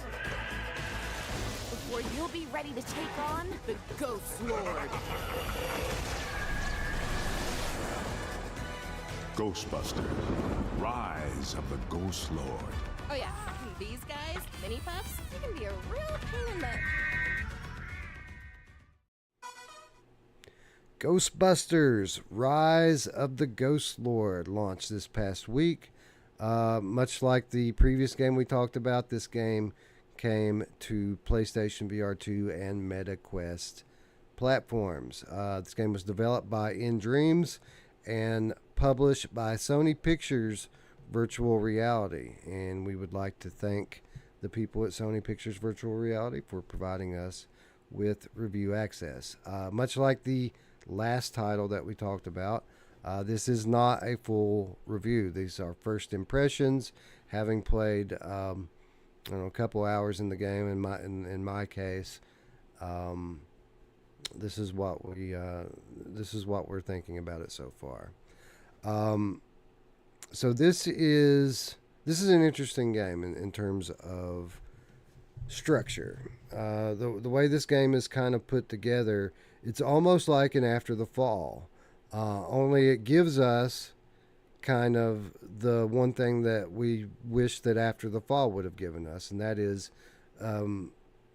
story campaign. Now, it isn't a super involved story campaign. Basically, how this one works is you team up with friends. It is a co-op game. You team up with friends and you start taking ghost busting jobs around town. After you fulfill a certain amount of jobs and get an X amount of gameplay in, then the game will serve you up with the cinema sequence that gives you a little bit more of the story and kind of pushes the game's narrative along. But in terms of straight up gameplay, Eric, very similar to After the Fall, I feel like here, where you're running missions, you're bringing back your resources, and you're upgrading your equipment so that you can be more effective on your next run. Is that a fair statement? Yeah. I just wouldn't compare it to After the Fall. Because I don't want anybody to think that I would compare it like quality-wise to After the Fall. Oh, I wasn't talking about quality. I was just talking about I know. It's just when people start to like people jump from one thing to the next, right? Like exactly what you said. You're comparing the gameplay style, but like again, I don't want to compare quality-wise to this game to After the Fall because it's not close. Like. Well, let me say this, and you're right. It's in terms of quality, it's not on the level of After the Fall. But I will say this. So, when I prepare to play these games, I try to avoid other people's reviews and stuff as much as I can. But there's a certain amount of hearsay that comes through that you just can't avoid in our space because people start talking. They start asking, "Have you played this yet? Have you played that yet?" This is kind of what I thought of it so far. So you hear a little bit. So with the last game, Journey to Foundation, I had these super high expectations based on what the game was supposed to be and what I typically like. But in the end, the game didn't quite reach what my expectations were. Again, admittedly very high, my expectations for that game. And I do like it, but it wasn't as good as I thought it was going to be. Conversely, all I've heard about this game, 95% of what I've heard about this game has been negative. People have saying that it's not fun, it's not good enough, X, Y, and Z is wrong with the game. So I came into this game with very low expectations. I didn't expect to enjoy it much at all. Ruuts, just the opposite. I had a pretty fun time playing this with my family. So what I did is I ran the tutorial, and much like Eric pointed out on Q2C, there was a couple of stupid design choices with regard to the tutorial and how the user interface works for that part of the game. But immediately after I finished the first kind of trial job, when it throws you into the lobby with a public lobby with a bunch of like squeakers, pretty much. I backed out of that immediately. That was a very stupid decision on the part of M-Dreams. I don't know why they just automatically throw you in a public lobby without asking you. Just to show you that you can play with other players, because a lot of people wouldn't know. But the worst thing you want to do, because it's all kids in there, at least mine too. But I knew that was coming. So like the second it happened, I backed out immediately and went to the main menu. And I booted right back into the game with a private room code. When you boot into the game, it automatically puts you in a private lobby. Like it doesn't even ask you if you want to make it private. It defaults into a private lobby and gives you a room code. And from there, I got my kids in there with me, and we started running jobs. And we had fun, man. I had fun playing this game. And I wasn't expecting that. I was expecting it to be boring and not very fun at all. And not only did I think it was fun to play, I thought the game looked pretty good. I thought the sound effects were amazing in it. Like, it had really good sound design. And the haptics and yes, yeah. Felt so good in that what he's holding right there. Actually pretty much all the haptics felt good. I kind of feel like I'm kind of in between of what you guys are saying. I feel like I don't know if I want the mission based the way that they laid it out. A lot of the games do that this way. It just feels disjointed to me. I mean, I definitely don't like the way that it was with After the Fall. I just felt like that was very with the machines and I just felt like the arcade machines. I just felt like it felt like a big hassle getting into groups for me that way. Yeah. This was a little bit easier. I didn't get a chance to get in with friends. I think this would be especially with family and kids and stuff. I think this would be really cool, going on ghost busting missions and that type of stuff. I just I feel like like I said, I feel like I'm kind of in the middle. I didn't get a chance to. I would love to get in there with you guys and check it out and see if it's good. Maybe it would be a little bit better for you, Eric. What do you think? Yeah, I don't like this game at all. Like, me and Wes are just not seeing eye to eye this week, man. I'm sorry. Who did you play with, Eric? I didn't know that this is 100% true. I only played it with randos. I didn't play it with people that I like, and that would definitely help. But in the end, is that because the people I like, or because the game's any good or fun? Like, I went in and did solo missions, and then I went and played with just random people. You know, that we were all talking. You know, I was meeting some new people. It was fine, and it wasn't squeakers. It was older people. But I mean, to me, it's the gameplay is not fun here. Like, I didn't enjoy any of it. Like, all the different missions. I did the exorcism mission. I did the mission where you got to fill up the machine with the ghosts, and I did the one where it's just like a wave base and you're just trying to kill all, trap all the ghosts, and it just seems repetitive and unfun to me. Like, and I don't like the combat. I don't like the fact that you can't, there's no backpack. You can't like put anything on your belt or your waist. So sometimes you have to pick up objects and carry them with you. And then if you want to have combat, you got to drop them. Then I'm constantly trying to find them again. Where did I drop that thing? I don't remember where I put it. I got to go find it again. And like, it just, there's small things like that bother me. Like, and I don't know. It's just, again, the gameplay. Like, do I feel like I'm a Ghostbuster with the proton pack? Yes, but I don't think the actual combat itself is very good. Like, it's hard to control the beam. It's hard to pull the ghost where you want him to go. Like, I never felt like I was in complete control of it. And I played it 3 different settings. I went back to it a couple of different times because I thought maybe I'm not giving it enough. Like, maybe I need to give it more, and maybe I need to like learn, and maybe I'm not doing it right. So maybe I am. Maybe I'm still not doing it right. But maybe you can tell me, because if you were playing with your family, and maybe if you had better control than I did. But I just thought things were boring here, and it just, I don't know, just not for me. Well, the challenge of the combat is gaining control of the bigger ghosts. I mean, that's kind of the point of the game, is trying to control them, and the bigger they are, the more difficult they are to control. With that said, there are things that you can do that makes it easier. For example, teamwork. Getting 3 beams on a ghost is much easier than trying to rope one in yourself, and you have to weaken it sufficiently before you can even grab it at all.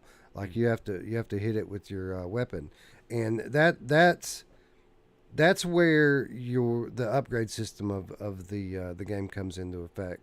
Because when you're at the beginning and you're on a beginner level equipment, it does make some of this stuff more difficult to do. Your thing overheats more quickly. It's harder to grab hold of them. It doesn't have as good of range as it could. But that's the point of the game. That's a part of running the jobs. You upgrade your equipment, and then you start to gain some of that control that the game doesn't have on at the onset. You know what I wanted? I wanted like to be able to control the length of the beam. So say I have one of the ghosts in my beam, and I got him lassoed, and I want to pull him towards me.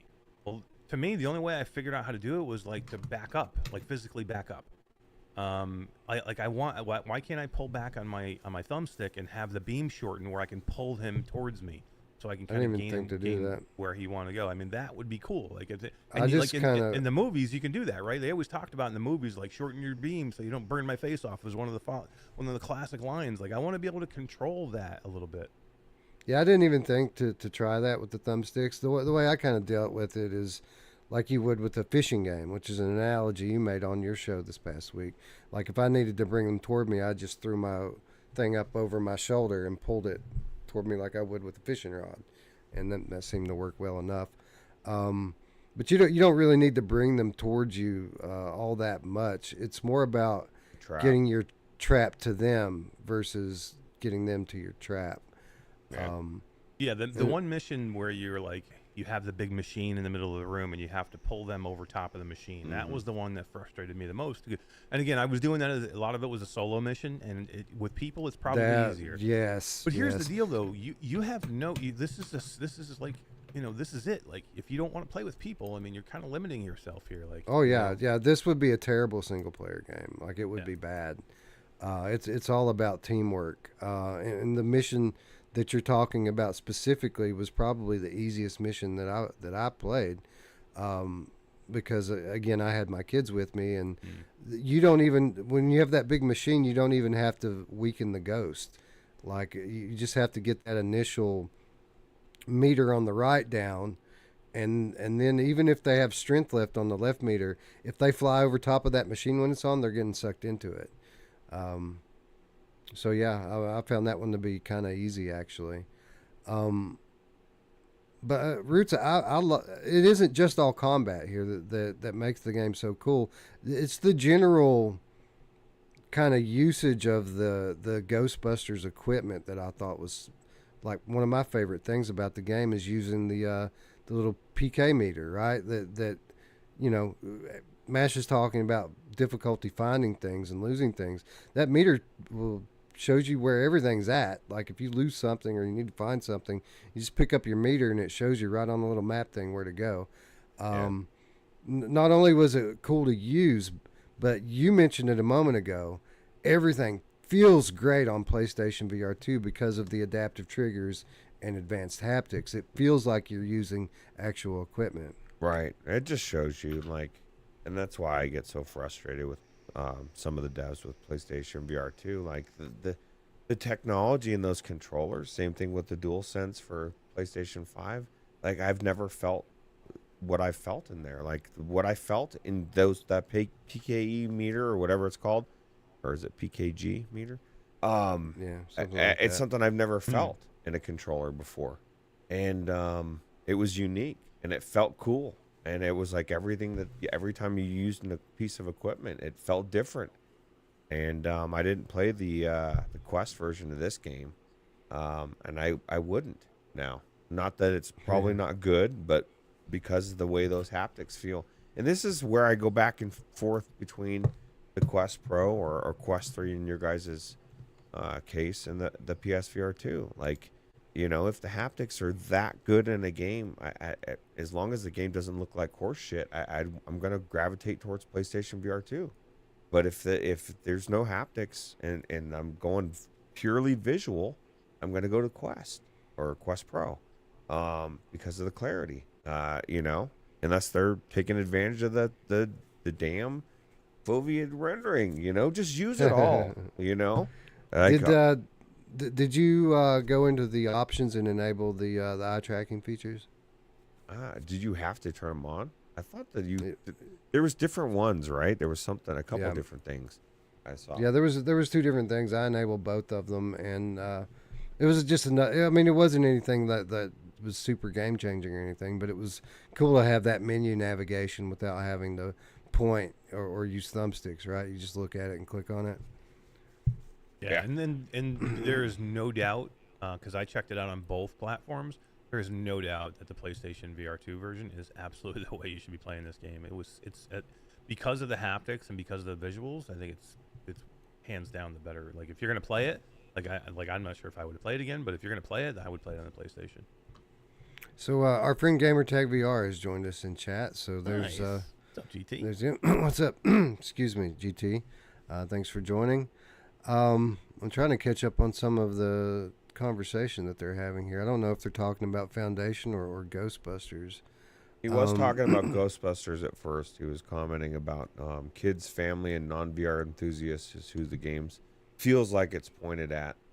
Yeah, I think it's fair. Yep. But again, I did enjoy it. I was playing with my family, and I probably wouldn't have enjoyed it at all if I was playing it alone. But a lot of the criticism I've seen of the game, I don't feel is super valid. Like, people were criticizing how the game looks. I think the game looks fine on PlayStation. I haven't tried it on Quest, but I think it looks pretty good. Quest, the visuals to me, like, the issue I had with the visuals, it's not that the style. I like that comic book feel of style to it. Like, it looks very much like the real Ghostbusters kind of style to me, of the way it looks. It's just that, like, a lot of the detail in the detail in your home environment is actually really, really good. But once you get into the missions, everything is just lifeless. It's like it's not very detailed, like, at all. And I think it just should be better. It should be more detailed. That's all. Like, I don't think it's ugly by any means. I just would like to see more detail, especially in some of the like the beginning level, like 'cause that's where everybody's going to start in. Like in that level, this should have been perfect. It should have been beautiful. Like you should have had as much detail as you can because that it forces you to go into that. Everybody to go into that immediately, like the first thing. So I would have liked to seen more there, but I thought it looked. I like the art style. I think it looks cool, and especially your home environment. I think your home environment, where you're like where Ecto 1 is, and where you see this little 3D representation of the city. I think that's super cool. Character models look great. Like, they look awesome. Yeah. I don't think that this game's going to win any visual awards or anything, but I thought the character models looked great. The enemies were really cool looking. The environments, I mean, they were kind of stock, but I didn't think that they looked bad per se. I think they did a good job of building atmosphere, and I think a lot of that was audio design. Like I mentioned at the top, I think the audio design in this game is phenomenal. Like the voice acting's good, the music's good, and it's all kind of the timing of it all. It really blends in very well. The proton beam, that's another one. I heard somebody say the proton beam didn't look good, and maybe that was a Quest thing versus a PlayStation thing. It is. But it looked great on PlayStation. It looked and felt great. Yeah. My thing is not like I have a couple of small issues with the visuals, but overall to me it's not about the visuals. It's about the gameplay and like what is here. Like Right. and again, a couple of these missions are kind of fun. Like the exorcism mission is kind of fun. Like I kind of enjoyed that and dug that a little bit. But like to me, like this is a multiplayer game that needs to have legs. Like I just don't know if there's enough here. Like, even if they're a little bit of fun, it's going to get boring so fast. Like I don't see what's here next week or what's here the week after. There's nothing here that's like drawing me back into this game. Again, that's maybe a legitimate question. Because if it's just about like playing with other people, there's I'd rather go play Dungeons of Eternity all day long than I would rather go play this game. And here's the other thing too. This is Ghostbusters, man, and beyond like the beam and like them letting you look at Ecto 1 and do nothing else with it. By the way, the car. There's no Ghostbusters here. None of the ghosts are here. None of the characters are here. Like, well, it's very un-Ghostbusters to me. Like they let you hear the music, the theme song, in between. Like after you come out of the tutorial, before you go into the lobby, which is the live lobby, which is crazy. They let you hear the Ghostbuster theme song, but there's no Slimer. None of the ghosts look directly like ghosts. Like some of the ghosts, I don't understand what they even are. Like, what are the fish ghosts? Like, I don't even know what is that? Like, why are they there? What the headless ghost? I mean, what is there like a thing with the headless ghost? The one that has the Medusa hair? Like, they don't explain any of the types of ghosts. So I don't know. It's the whole thing just seems disjointed to me. I'll agree that there is a lack here of the recognizable characters from the original Ghostbusters movie in the 1980s. But with that said, I did feel like a Ghostbuster, right? Like it looks and sounds like the franchise. Like again, they're not pulling those characters and those enemies from the original ones, but I felt like the new enemies that they made for the game fit in. They fit the profile. They felt like they would have been in, like you said, the real Ghostbusters from all of those years ago. Which I would be okay if they even didn't have like the actable characters. But they don't even refer to them. Like I'm like it's probably hard like licensing. I'm sure there's a ton of issues here with like who can you use, who could you try and like fake a voice if you can't get the real one, and like how do you do that? But like refer to them back in like a story or something. Have pictures of them on the wall, or I mean, there's no mention of the original Ghostbusters here, or even any of the Ghostbusters. The new Afterlife one. There's no mention of them anywhere here, and like there's some like besides the Stay Puft little tiny space Stay Puft marshmallow dudes. Yeah, that's true. Where's Slimer? Like you don't see Slimer anywhere. Coming as DLC according to yeah, Johnny Live. Fantastic. So I got to pay more money to get a ghost that's actually from the actual movie. I ain't paying no more money for this. No, man. This I don't know. So here, Ruuts, while Eric and I definitely are on different levels with this game in terms of our enjoyment. Like he didn't like it and I did. So we were pretty far apart on it. I do share one of his concerns here, and it was exactly what I thought it would be when we talked about this game and coming toward the lead up. Like, I feel like it's fun right now. I don't know how it's going to hold up. And specifically, and it's not really the mission types that concern me. There's a good enough variety with the mission types here that you can go in and have fun with it. It's I don't know how many maps they're going to let us have. Like, this is a game that needs 20 maps. You know what I mean? To stay fresh. If you're replaying the missions over and over and over again to upgrade your weapons, there needs to be a lot of maps, and that's something that a game like After the Fall kind of got right. But I don't know that they're necessarily going to here. I guess I should just ask you, Ruuts, what was your overall impressions of the game? Did you enjoy playing this? I had fun to a point. I kind of agree with GT and saying that, like, at a certain point, I just kind of started to kind of get bored with it. You know, like, and I would ask, like, all these things that you're getting through and you're upgrading for, like, are there really big baddies at the end, or are you building towards some crescendo or some reason to be getting all that stuff? I just like, I think overall I did have fun, and maybe I would have had more fun multiplayer, because I couldn't even figure out exactly what was going on with the randos, because they were just kids running around. Yeah, that was terrible for the 5 seconds I was in there with them. Yeah, I didn't think to back out. I thought, okay, like Eric, I was like, well, let me try to do multiplayer with somebody. And then I'm like wandering around and nobody's starting anything, and I don't know exactly what's happening. And I'm like, I can't now. The kids are running around screaming. And I think there's fun to be had here. I just don't know if it's for me. Like I had a problem with After the Fall, and there's way more to that. And like my problem was, what's the end game to it? What am I doing all this for in the end? And it got repetitious, but that took fucking 150 hours before I burned out. I mean, I didn't go to the point where MASH did, where he was like 3 times that much. But I played a shitload of that game. I can't imagine spending 100 hours in this game, but it's a different type of game. So, but it's kind of built to be the same type, right? You're going in with 3 other people, building, like you said, towards. Well, I don't know what you're building towards, but you're upgrading your weapons. So here's my worry about it. And you're right. I don't need to play this for 150 hours.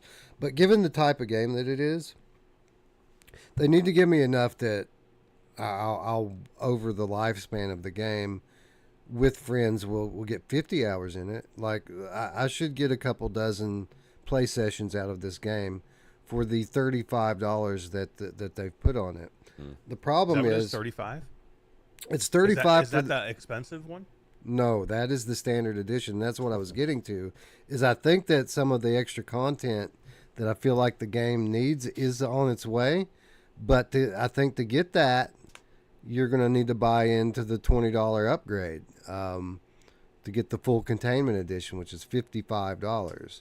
Holy shit, dude! Yeah, I'm not necessarily in on this game at 35. 55 is outrageous to me. This is a $19.99 game that requires you to play multiplayer, by the way. So, like, if maybe at $35, if they had a full-blown campaign also, and then I could go in and play multiplayer, maybe. And they came with the DLC. Yeah, I mean, literally, you want to make me spend $55 to get one ghost that's from the actual movie?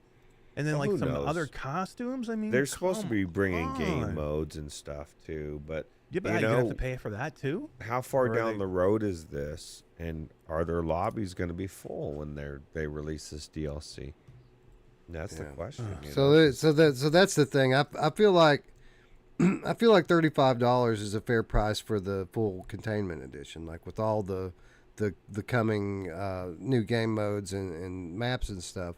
Like, the game itself, if it has enough content, it's a fine game. Like, 35 maybe a little much, but 25 or 30, would be fine if it has enough content to bring me back again for a couple dozen play sessions at about 50 total hours of gameplay before I put it down.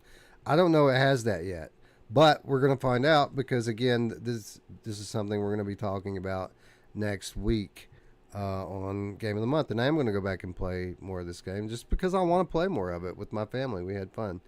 I didn't try it out on Quest.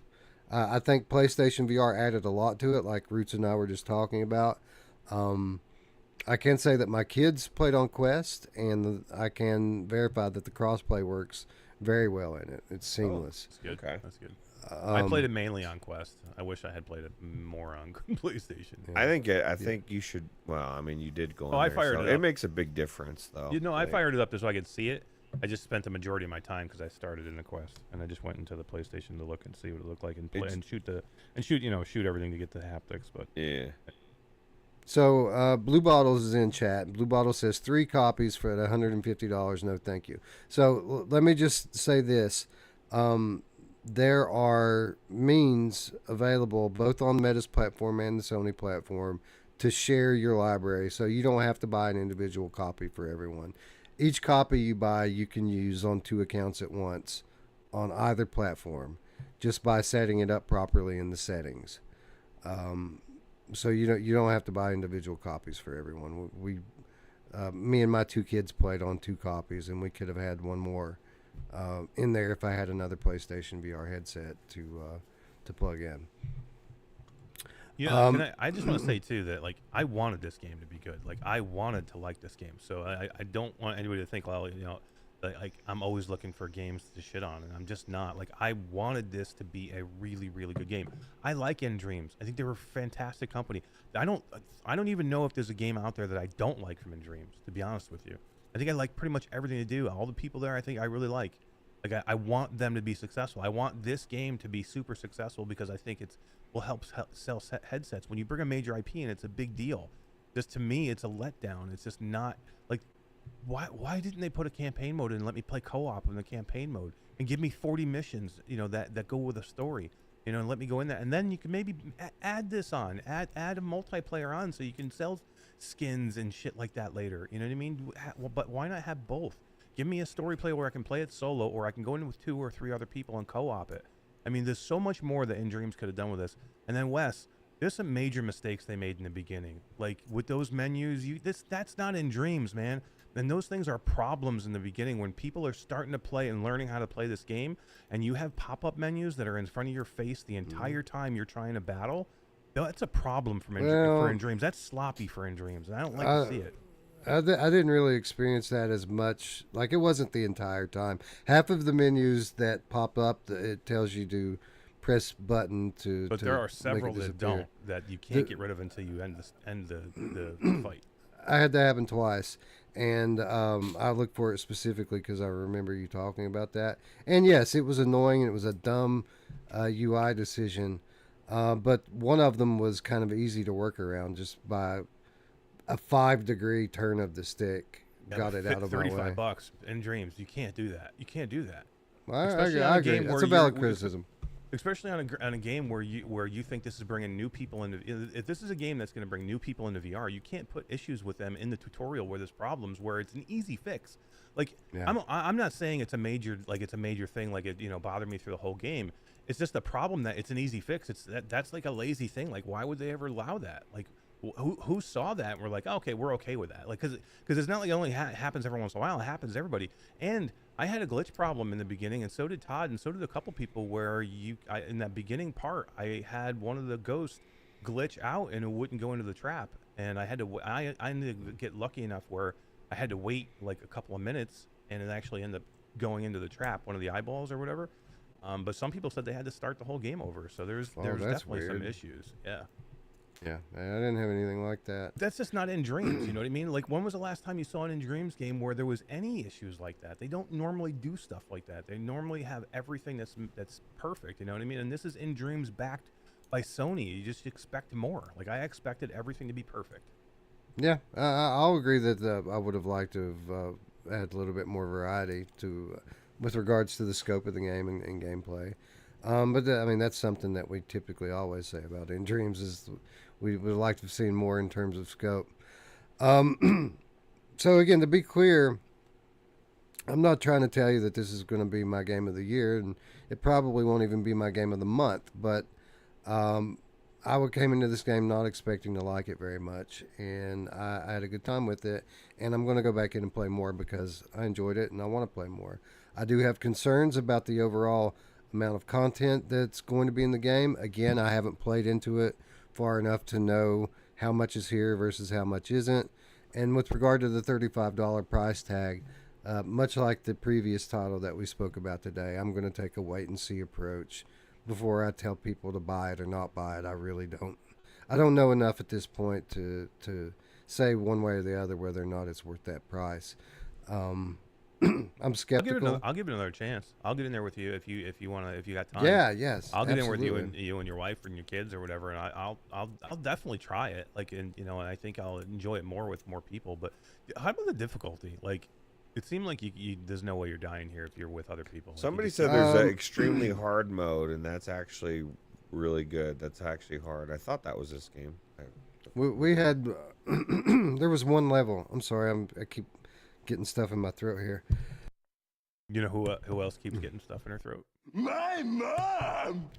But she does.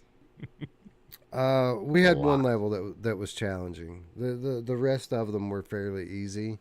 In terms of success or failure, I mean they were all challenging enough to be fun, but the end result was never in doubt.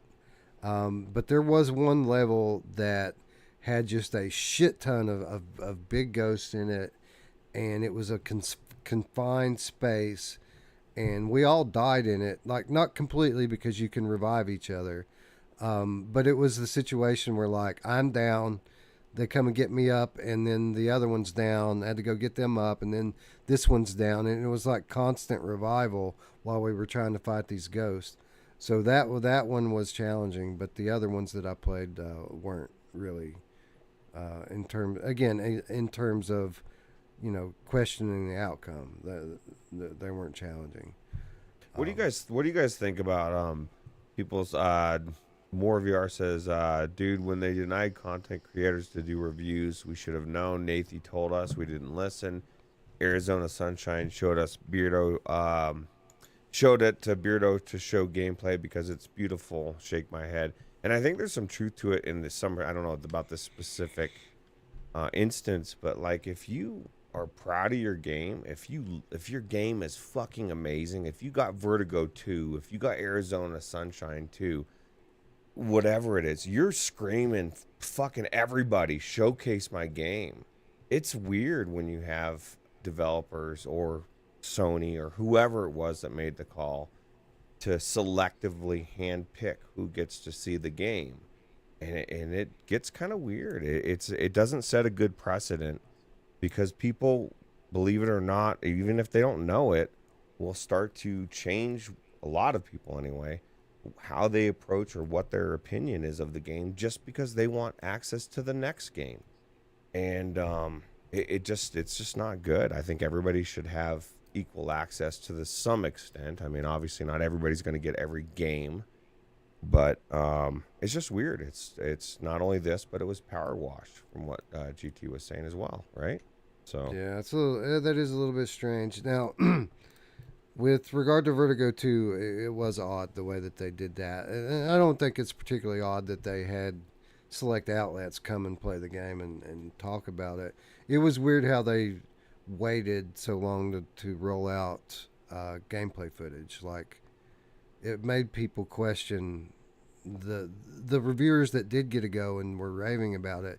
It made those people take undue kind of doubt from viewers, because Vertigo Games wasn't willing to put their money where their mouth is with the gameplay footage. With this game, how they rolled this out, they didn't give anybody access to it at all, and I don't think that was necessarily them trying to hide anything from people. I think that it was a dumb business move. It's them trying to mitigate the possibility that someone could say something negative and cause people to cancel their pre-orders, and I think that they were just trying to avoid that by not letting people have access to the game altogether. And I think it was a miscalculation on their part, because they didn't quite understand the state of the platform right now, where we've had recent games come out, Firewall specifically, that have put people questioning this very scenario. So I think that if they had known about, or if they had cared enough to pay attention to the climate right now, following the launch of Green Hell and Hellsweeper and Firewall and all of these games, they may have been a little bit more forthcoming with review keys. But they didn't, and it made people immediately rush to judgment with this game. And it was just dumb. It was a dumb move on their part. I think to me, though, it says exactly what you said. It shows that they didn't have all the faith in their game, and they were worried, and they decided not to do it. Like, if you have faith in your game, like if you're like, wow, our game is great, like we want people to see it. So You're like to please. me, if they had a doubt, then they should then they were in trouble. Right from there, right, if they're like, oh man, I don't know if we can do this, because what happens if somebody says something bad? They right there and then you're like, you already know there's an issue because you think there's an issue. Because if you're doubting yourself, then you know that there's something that in fairness, you're not guaranteed unanimous good reviews, even with great games. And I'll point out games that came out this year, like Crossfire, Sierra Squad, and Hubris came out to very mixed reviews. And most people, most common players that picked those games up and played them on PlayStation VR2 will tell you those are great games, you know.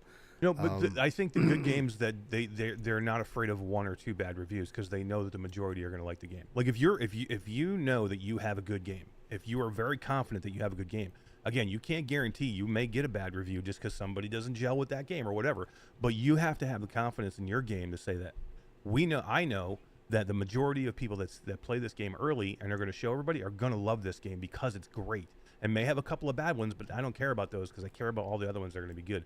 Because if you start running away at that point, then you've already lost. Like to me, if you had enough doubt, you're like, man, I'm afraid that we can't show this. Then you've already lost. You know, I honestly question how many people that they have there at Sony Pictures Virtual Reality. Again, this isn't a PlayStation studio. This is Sony's Pictures we're talking about here. It's not really like a gaming studio per se. So I really question how many people that they have there that have any kind of knowledge about the VR gaming ecosystem at all. Like, I don't know if they would know by looking at this game whether it's good or not. You know what I mean? I don't think that they have the knowledge necessarily to even know that.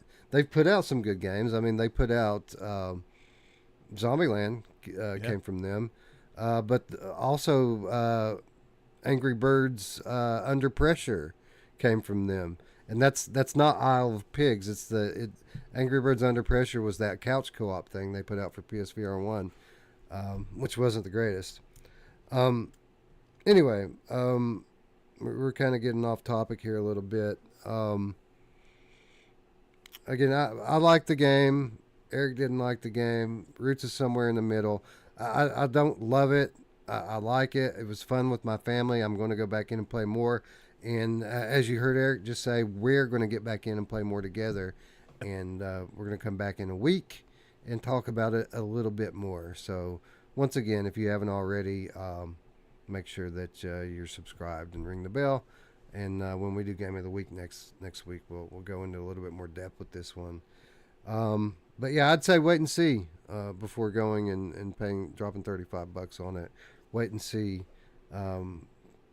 Take in a lot of content and a lot of opinions from a wide variety of people. Watch some footage and see if this is something you feel like you might have fun with your family and friends. Definitely, if you're playing alone, this is not something that you're going to want to play. This is a multiplayer game through and through, and only a multiplayer game. Anyway, unless you gentlemen have anything else you'd like to share, we do have one more game we'd like to give a little bit of lip service to in terms of impressions for a new release. It was supposed to be a fresh start. New apartment, new job, new me.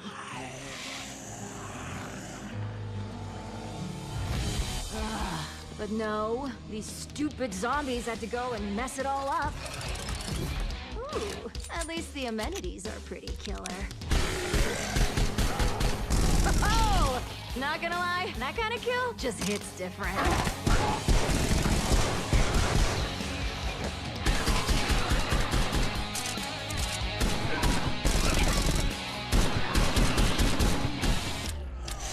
Big yikes.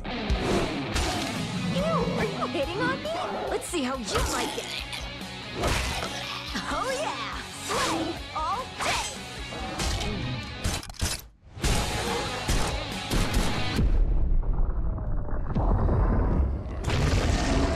Well, there goes my security deposit. Think you have what it takes to defend your home from a zombie apocalypse?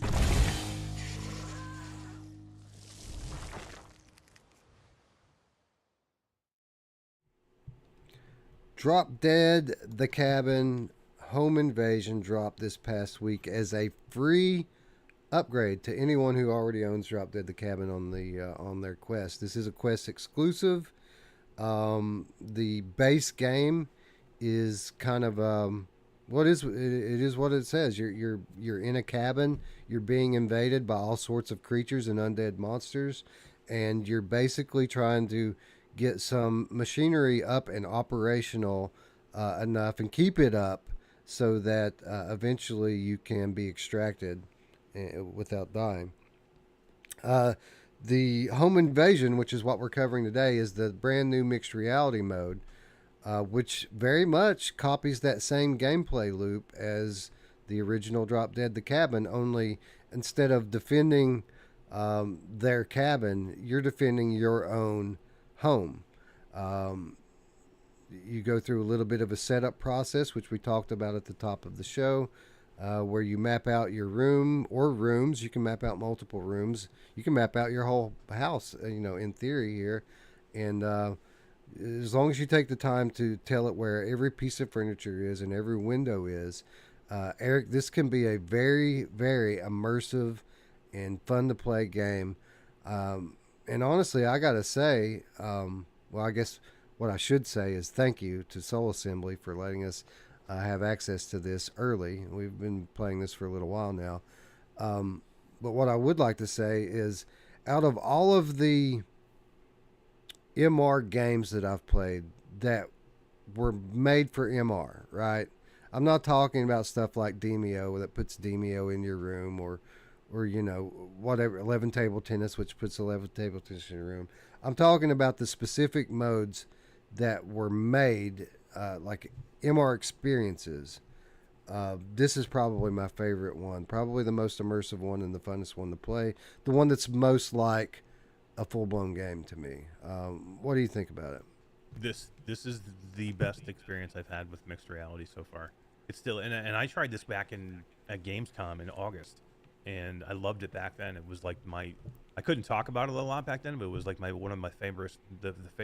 My most favorite thing I did at Gamescom was the mixed reality of the cabin, home invasion. I think it's super well done. And like, I know D had some issues setting this up, but I literally had zero issues with it. It was super easy, kind of like more like along the lines of where Wes was, and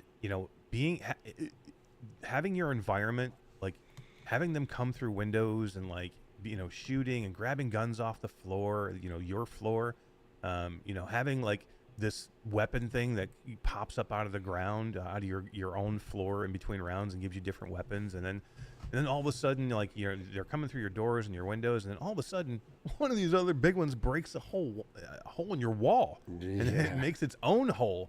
But you're like, holy crap, man, this thing it's getting intense. And to me, it does feel like almost like the full-blown experience, because you can do this. You're doing the same thing that you normally do, maybe a little bit smaller scale, but in the game you're doing the same thing in the mixed reality, and you could continue to keep playing it for higher scores, and it's basically a full-blown game.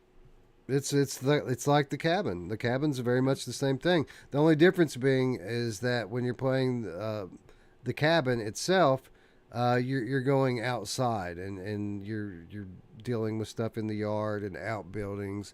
So the play space is a little bit bigger in the full-on VR version of the game.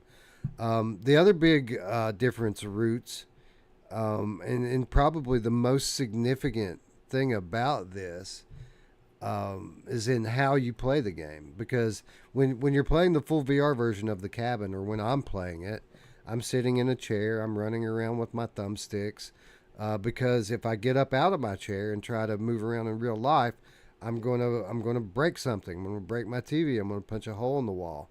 But with this mixed reality version of the cabin, not only does it give you a significant portion of the core gameplay that you get in the real game, but you can see just enough of your real world that you can really go full on running, jumping, hiding behind shit that's in your actual living room, and shooting zombies to keep them out of your actual living room.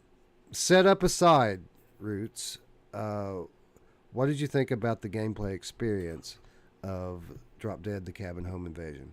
I think it's, for me, it's kind of a mixed bag. I mean, everything you both just said, I agree with. But I think there's something to be said about, at least for me, like, because I didn't feel like I could like full go. I still had to pay attention. I still had to make sure I didn't trip over the ottoman. You know what I mean? I still had to run around. And the biggest thing for me is I almost feel like in some respect it can be immersion breaking. Because like as I'm running by this ottoman and I'm running around it, it's distorted. It's not just grainy. It's like got a distortion to it, right? Like did you map your ottoman? She mapped everything, yeah. Like everything, it was in there. It was one of the things that you could have as a thing. But what I'm just saying is, like, certain items as you're going through and you're looking, there's a weird, it kind of moves and does different things. And maybe there are things that was mapped. I don't know why that was something that was kind of a distortion, but I just feel like, you know, if I had a full room and that I could, like, was the same space, I'd almost rather it just be a full-blown immersive, their skins and everything, me running around doing the same thing versus my room. Well, that's the reason why I asked if you had mapped it, because when you map your furniture, especially like tables and stuff like that, they superimpose graphics on top of that in the game, so that, you know, there is no distortion. It's just virtual object in the same space that there's a real life object in the real world. I don't know. I didn't map anything, so maybe she just, like, I mean, they were things you could put stuff on top of, and, like, you know what I mean? They were like tables and everything else. So I know, like, the doors were actual door skins and, like, with windows and that type of stuff. So I don't know. And, you know, assuming that if there's things that are in the room that you didn't map, if you took the time to map every single thing that's in the room, I don't know. I've got more clutter in my house, I guess, than other people. You would still have something you would run by out of the corner of your eye that wouldn't be mapped in, that would be somewhat distorted. I just found part of the experience to be immersive breaking, you know, over being full blown in an actual sealed off environment. Everything is, you know, and what Skiva said to, what was it, 2 weeks ago, how there's a little bit of weirdness with graininess, seeing everything being so crystal clear, that's like the zombies, the doors, where everything else isn't. It's kind of and sometimes can be immersive breaking as well. I did think it was cool. I'm not going to say it wasn't cool. Personally, I thought the First Encounters experience was kind of cooler. The fact that I was watching my walls explode and seeing holes and seeing this alien world behind it made me, I mean, I shot my Bob Marley picture, watched Bob Marley's face explode and thought, oh, fuck, no, Bob. And, you know, I just thought it was super cool. I feel like at the end of the day, it's a wave shooter. And I'm not big on wave shooters, and I feel like I would enjoy it more in full-blown VR. And I feel like it's going to, like, I'm looking for, you know, I now I've seen the pass through on the Quest 3. I don't think it's that much better than the Quest Pros, to be honest. I think it's better, but it's not that much better. I haven't tested these mixed realities in the Quest Pro, but I'm going to. I think the biggest thing that's going to be different or be off-putting will be the depth sensor. But the pass-through is not that much better. And I think once we can get to like really clear pass-through, it's going to be game-changing. But right now, when I'm in mixed reality, I'm very aware that I'm in mixed reality. It's very hard for me to break that barrier that makes me feel like I'm in this, to lose myself. And that's what I love about virtual reality. So your experience is a bit different than mine. And what I will say is I'm not sitting here trying to make the case for why MR is better than VR. That's not what I mean here at all.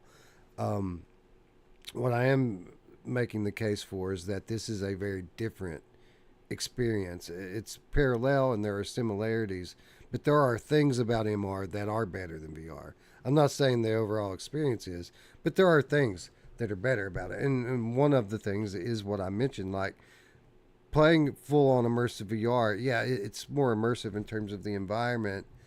But again, I have to play seated in that case because I feel like I'm playing with a blindfold on because I'm never forgetting the fact that I'm in a real world. And if I can't see any of it, then there's a potential for danger there. There's a potential for bad things to happen. And MR gives me freedom from that and allows me to enjoy moving around in ways that I'm just not able to do in full-on VR. With regard to the imperfections in the pass-through being immersion breaking, I don't experience that at all in a game like this. Now, there are other games where that might be a factor, but in a game like this, I'm not focusing on any of that. Like I said, the furniture and items in real life are superimposed with virtual items if they're mapped. Tables in real life are virtual tables in the game, and any bits of pass through that I'm seeing in the corner of my eye is just that. It's in the corner of my eye. If there's distortion there, I don't notice it because I'm not looking at that. I'm looking at all the virtual items that are in my space. Eric, what's your experience been with this? Did you find the imperfections in the pass through to in regard to this game specifically? Look at the floor in that video. I'm watching distortion in the video here of that portal thing or whatever that. There's just weird. I don't know. Anyway, sorry, I don't mean to cut you off. My point is that I'm not. When I'm playing this game, I'm not looking at the floor. Well, my thing is if I'm going to use the logic like you're using, which is very, very logical, that it makes it more free to move around. I'm looking at the floor. I don't want to trip. As I'm running around doing stuff, I'm looking and engaging stuff. I guess I had stuff in there that I had to step around and make sure that I wasn't tripping over. And as I'm going by and seeing stuff and just looking and seeing things out of the corner of I'm just making the point that it would be even better if it was better. I don't know. I don't mean to cut you off. I'll let you finish what you're saying. No, I was just going to ask Eric if he had any kind of instance where distortion or grain or anything broke his immersion while playing this game. Eric, did you have any of that? I quickly lose it. I mean, it's here. I mean, there is distortion. I mean, on objects that aren't. Yeah. But I lose it so fast. Like I don't. It's like I know it's there, but it's like it's one of those things for me that goes away so fast, especially when you're in this game because there's so much going on. The only thing I will say is I think if you have a smaller play space, like looking at PD's video here, like I don't I have a big room. Like this room is huge that I'm in right now. And I have 5 windows. I have, multiple entrances. And like the zombies, when they would come in my windows, they would be, 10 feet away from me sometimes, and they'd have to shamble towards me. So I had a lot more time, and like just things didn't seem so like confined. Like this, I'm watching this video, and it doesn't. It just looks very confined. So I would say that your experience is going to depend on how much play space you have. If you have zero room where you're just basically having to just turn in your play space, I don't think you're going to have as much fun. I still think it'll be cool. Like I think I think if you have a problem with the distortion and it stays with you all the time, I think you're going to have an issue. But I mean, for me, like I just lose it so quickly that it doesn't bother me anymore, and where I just never pick it up. And like and the things like my desk that I have right now I didn't see my desk. I mapped it out, so in the game there was no distortion because it was a metal desk in the game that was actually in the game. You know what I mean? It was game desk, Right. not my real desk. Same thing with like my stand that I have my PlayStation on over here. This whole desk, it was mapped out just like it would be your couch. So those things never distorted. It would just be like the floor or different another object like on the wall of your room. But I just there's so much going on here that I was like completely gone with it. But Right. yeah, I think a bigger play space, you're probably gonna have more fun. And that's a good point too, because I didn't play it in here in my bedroom. I played it in my living room, which is much bigger. I did take time to clear the floor, so I didn't have to like look at the floor to make sure I'm not like tripping over stuff. Like I knew there was nothing in my floor for me to trip on. So yeah, if that sort of stuff is in your area, it's going to definitely, it's going to basically do what I claim that VR does to me. Like it's going to make you worry about what's happening in real life, and then it's going to break your immersion. So yeah, experiences will vary based upon your play space. But if you do have room for it, I guess the room I have in there is shit, man. I don't know. It's a pretty big room, maybe like 15 to 20 one dimension by 20 or 25 feet the other way. It's a pretty big room. And the only thing in the center of the floor is a coffee table, and then I have tables and stuff all along the perimeter, and so I just made sure I never go into those areas so I don't have to worry about like watching my step. But in terms of the game itself, I think the game's very fun. It's not quite as challenging. It's not anywhere near as challenging as the full-blown version of the cabin. But it is a good example of the potential for mixed reality. And you can see from playing something like this how they could potentially one day make a full-blown MR game that's great. Right? I think that's a fair statement. Yeah, for sure. Did you have variety with US? Because you had multiple windows and doorways, right? Yeah. So I had three doors and like 5 windows, I think. So I have like in different sizes too. Like I have one big like bay window here, and I have different size. I have like 5 windows, I think, total, and a door. And it changed for me per run, which I thought was cool. Like, so at one run I was in, and I had only two of my windows were actually windows that were boarded, and I had one run where every entryway that is mapped was available for them to get in. So I had zombies coming from everywhere. It was pretty cool. And then I went back and and 3 out of the 5 were filled, and so it was different every time for the run. So I thought that was cool. Yeah, nice enemy variety as well, like nice weapon variety. I mean, for a free update, like it's a pretty substantial piece of software here, and I highly recommend anybody who has a Quest 3, if you own this game, definitely want to check this out. And we've had people in our Discord, a few different people come up and make the comment to the effect now that I didn't understand at first. Like I was skeptical about mixed reality, but having played Drop Dead the Cabin Home Invasion, now I get it. Now I see the potential, and I like it. So yeah, like this and Yuki, maybe a couple others, really do a great job of showing what's coming in the next few years. In terms of full-blown games in MR that are going to be great. Can you imagine when they get no distortion, no grain, Like the grain's not even the problem for me. It's the distortion. Maybe it's just something I noticed. Maybe it's something I need to just, you know, tune out or something. There's a story on the cutting room floor in the show notes, which is from somebody at Meta talking about this specifically and basically saying that the algorithms are going to improve.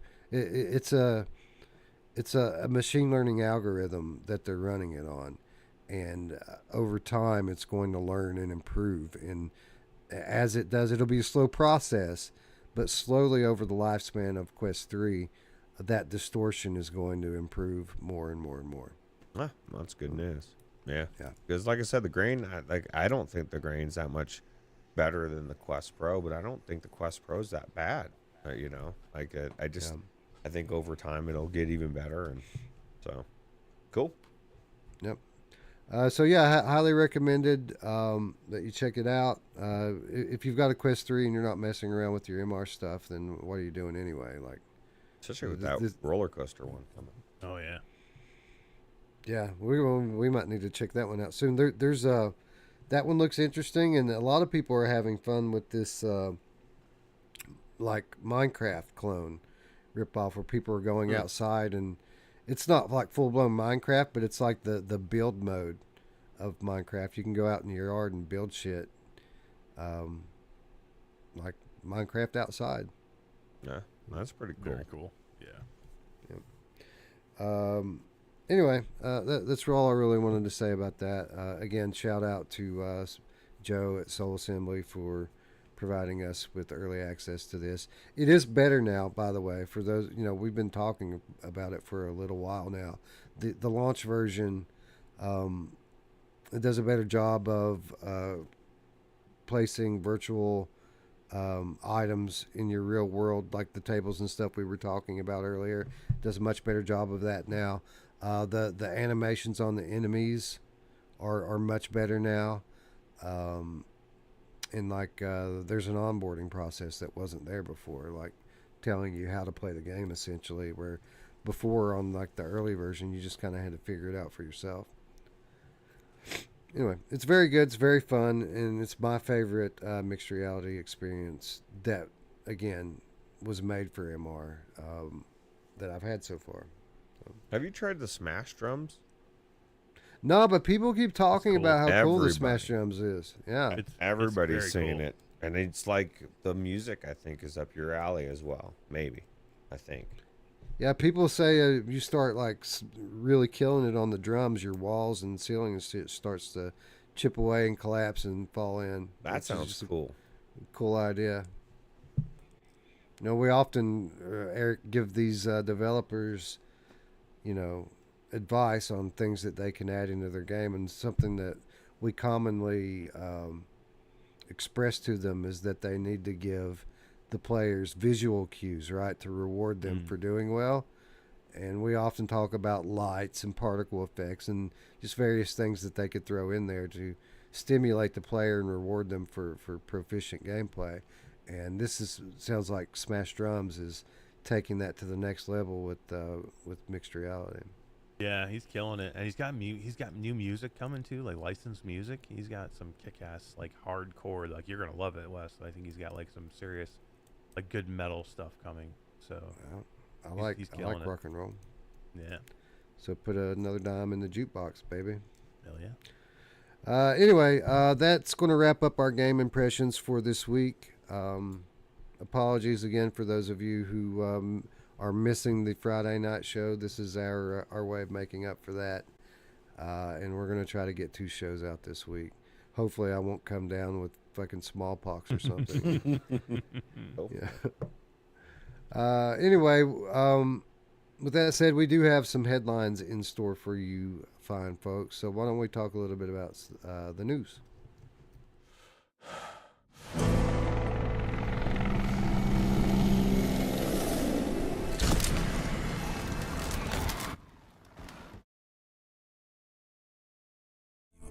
We both been alone out here for God knows how long. When we find fucking patient zero and we chop him up to carry with us, it won't undo what he did. Damn, it's gonna feel fucking good to get some justice. He must be the guy who bit him. Biker. He's patient zero. God, all this damn walking. Well, for patient zero, like he hasn't made me suffer enough, you know? Patient zero, asshole motherfucker. I'm gonna fuck you up. Oh, let's get this party going! Heads up, Fred! Kaboom! Just stay with me. Stay with me. It's gonna be okay, bud. It's gonna be okay.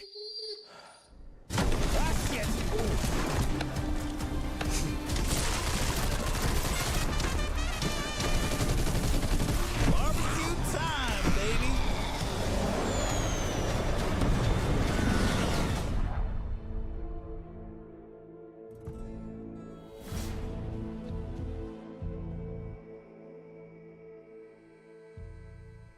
Blah, blah, blah, blah, blah.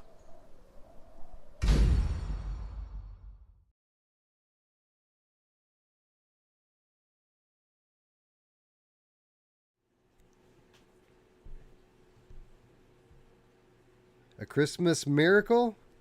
Arizona Sunshine 2 targets a holiday launch.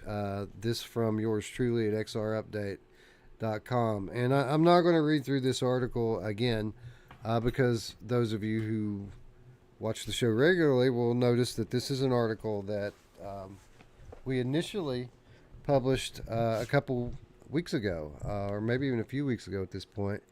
This is just an updated version of that article. So we may have been the only source of print media that reported this story a few weeks back, and that was the leak of what at the time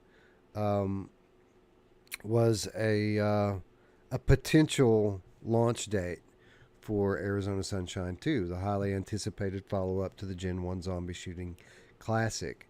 But since then, we have had some update, and I'll just read the little update passage that I added to the article. On Thursday, October 26th, Vertigo Games confirmed Arizona Sunshine 2's early December release date with the reveal of a new gameplay trailer. The game is available to pre-order today at the price of $49.99. There's also a deluxe edition that offers a few in-game cosmetics for an additional $10. So yeah, we reported the leaked release date of December 7th a few weeks back, and this past week, Vertigo Games confirmed that with this gameplay trailer. Ruuts, in the build-up to this game's launch, we've heard the name Half-Life Alyx being thrown around a lot in terms of the quality level of this game. Not only, with regard to production value, but regard to the gameplay itself. And we've been skeptical of that.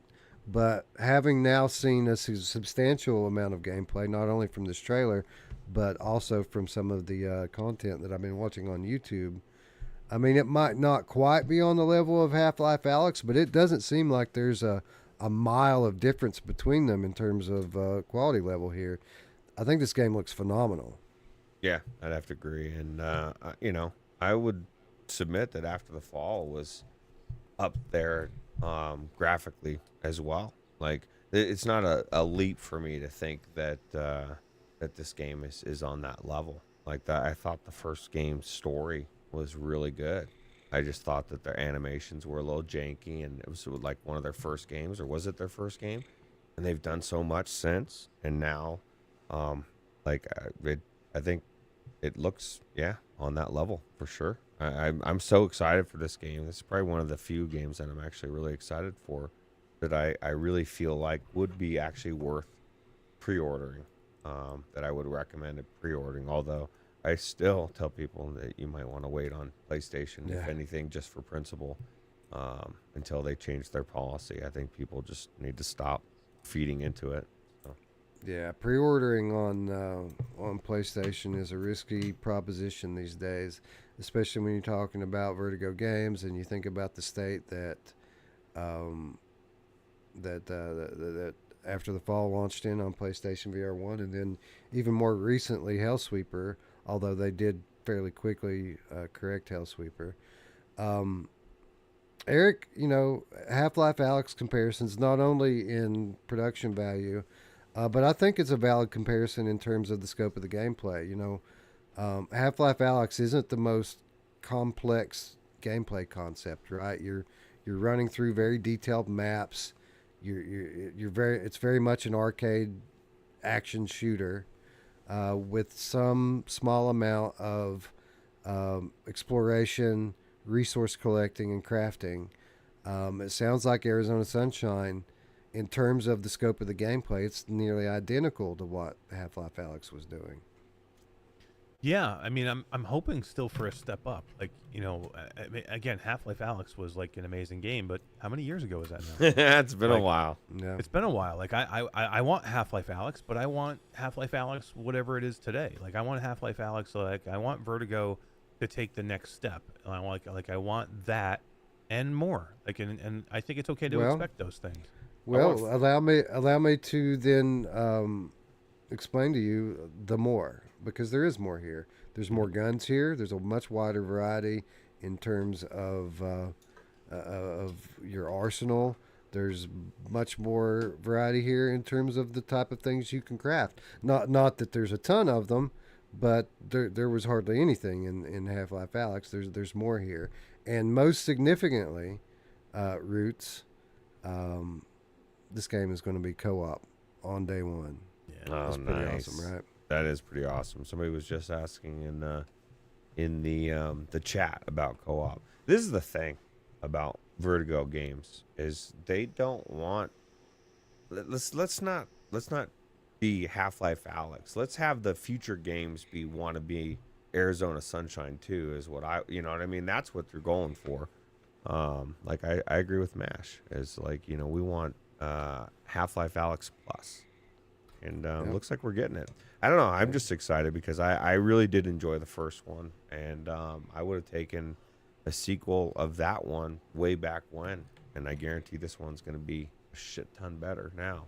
They've learned a lot. And hopefully the release is a lot smoother than after the fall. But the good news is they're not trying to do a 4-player co-op with 3 platforms all at the same time, right? So yeah, it's what, true. Multiple 2 people, I'm assuming. Yeah, 2. It's just like the original one. You'll have a companion come along for the story campaign, I assume. Well, you have 2 dogs. Ooh, that would be sweet. That would be two guys, 2 dogs. Let's do that. That sounds like 2 girls, 2 guys. No. Yeah, that's exactly what I was thinking. 2 dogs, 1 cup. Oh God, I don't want to see that video. I refuse.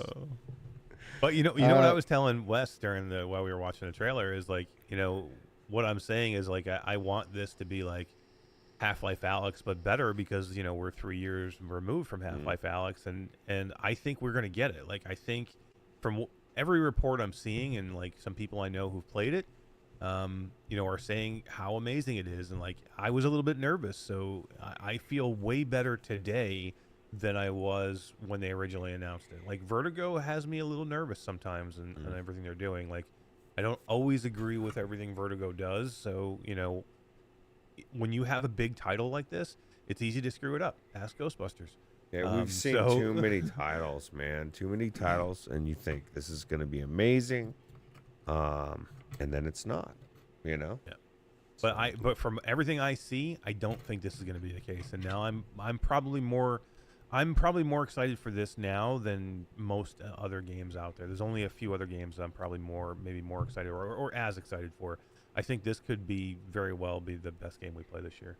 Yeah, I'm quickly getting to that conclusion myself. Like I struggle to think of anything that I'm looking forward to more than this. I'm looking forward to Madison VR. I think that's going to be very good. But as far as like announced games, well, I don't know that I'm looking forward to that as much as I am this. Like, it's close. I'm really looking forward to it because I feel like that's probably going to be the deepest game that we've ever seen in VR, like in terms of depth of gameplay and variety. I think that it'll be an all-time great in regards to that. But I'm more of a zombie shooter guy than I am a, medieval adventure type guy. Or I guess not medieval, but mythological adventure, I guess I should I say. still think both of those games are going to have a hard time going up against Vertigo 2. The scope of it and how good that game is. Yeah, well, it is great. Vertigo 2 is great. It's been a good year for VR. We'll just say that. Maybe an all-time year for VR. It's been excellent. Ruuts, you know what this is? This is a $50 game. And I think more than anything, what VR needs right now is it needs legitimate $50 games. Yeah, absolutely. And it needs games that create a buzz that flat gamers hear about. And they're like, oh my God, I want to check this out. Because we don't have many games that are like that, Like even Half-Life Alyx, even though it was in the Half-Life world, the flat gamers rolled their eyes at it. Most of them, even though a lot of them actually tried it, played it, and then went back to flat world. Yeah, that's what happened. Most of those people just bought VR, played Half-Life Alyx, and then got out. Yeah.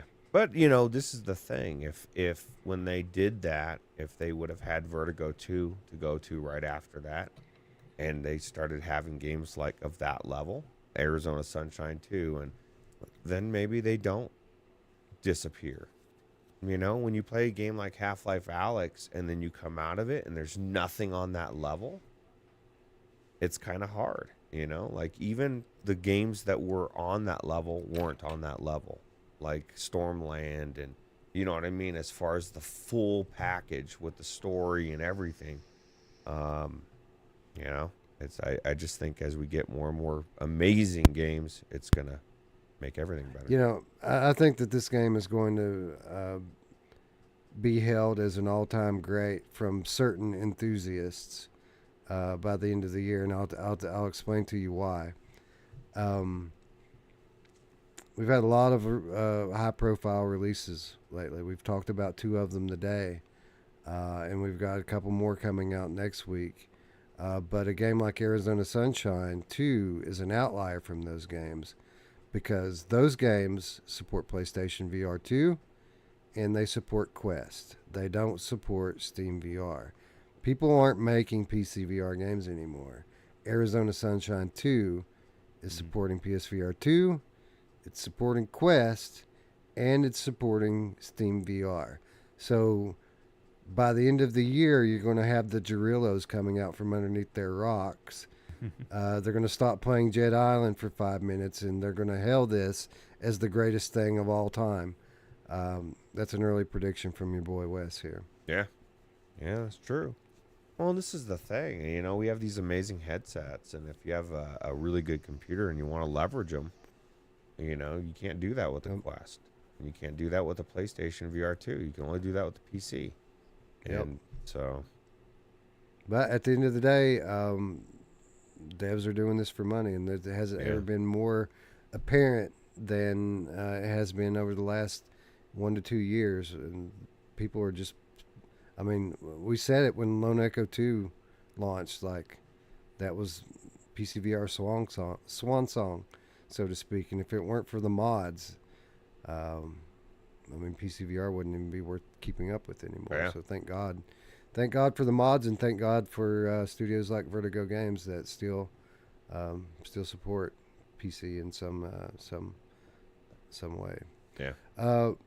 Eric, before we move on from this, I did notice one more thing interesting about this trailer. Those of you who read my original article here will remember we were kind of summing up the initial impressions that people had from their hands-on demos, and more than anything, people were focusing on that dog and speculating about what the future that might hold for that dog. And they kind of ripped the Band-Aid off a little bit for us here with this trailer when they show us Buddy on the table, shards of glass just in a puddle of blood. No, Buddy. Yeah, I know, right? What are we going to do? It's our best friend. Gonna fix him. right? Shoot I'm him. gonna fix him. Old Yeller. Shoot him. Yeah. Oh man, I hate when they do this to dogs in games. What was the game? know what was they're the doing. game? Was it the Blair Witch that freaking you had to decide what you're gonna do with the dog? Yeah, no. I mean, the dog stays good through the whole thing. What are you Yeah, talking he's a about? nice, healthy dog. What are you talking about, Eric? Oh man. No, but the dog was awesome in Blair Witch because they tie your mental health to being with Right. your dog. Yeah, the farther so- you got away from your dog, the more hallucinations you had, right? Yeah, it was a cool mechanic. A very cool game in many ways. Yeah. Anyway, Arizona Sunshine 2 looks amazing, and again, it's probably my most highly anticipated game at this point. Unless there's something that's escaping me that I can't think of right now. Like, I'm excited. I was a big fan of Arizona 1. I am a big fan of Arizona 1, and I think 2 is going to be amazing. Gamertag says maybe they'll release a zombie skin for the dog. Yeah, That it's would be possible. Cool. I'd be down. $5 for that. That'd be bucks. sick. $5, bro. $5. Blue Bottles with the £5 says great show. Thank you guys. Thank you, Blue Bottles, for the donation support, and thank you to everyone for hanging out with us tonight. We really appreciate it. All right, one more headline before we move into the week's reminders. Just another quick one here that we'd like to touch on.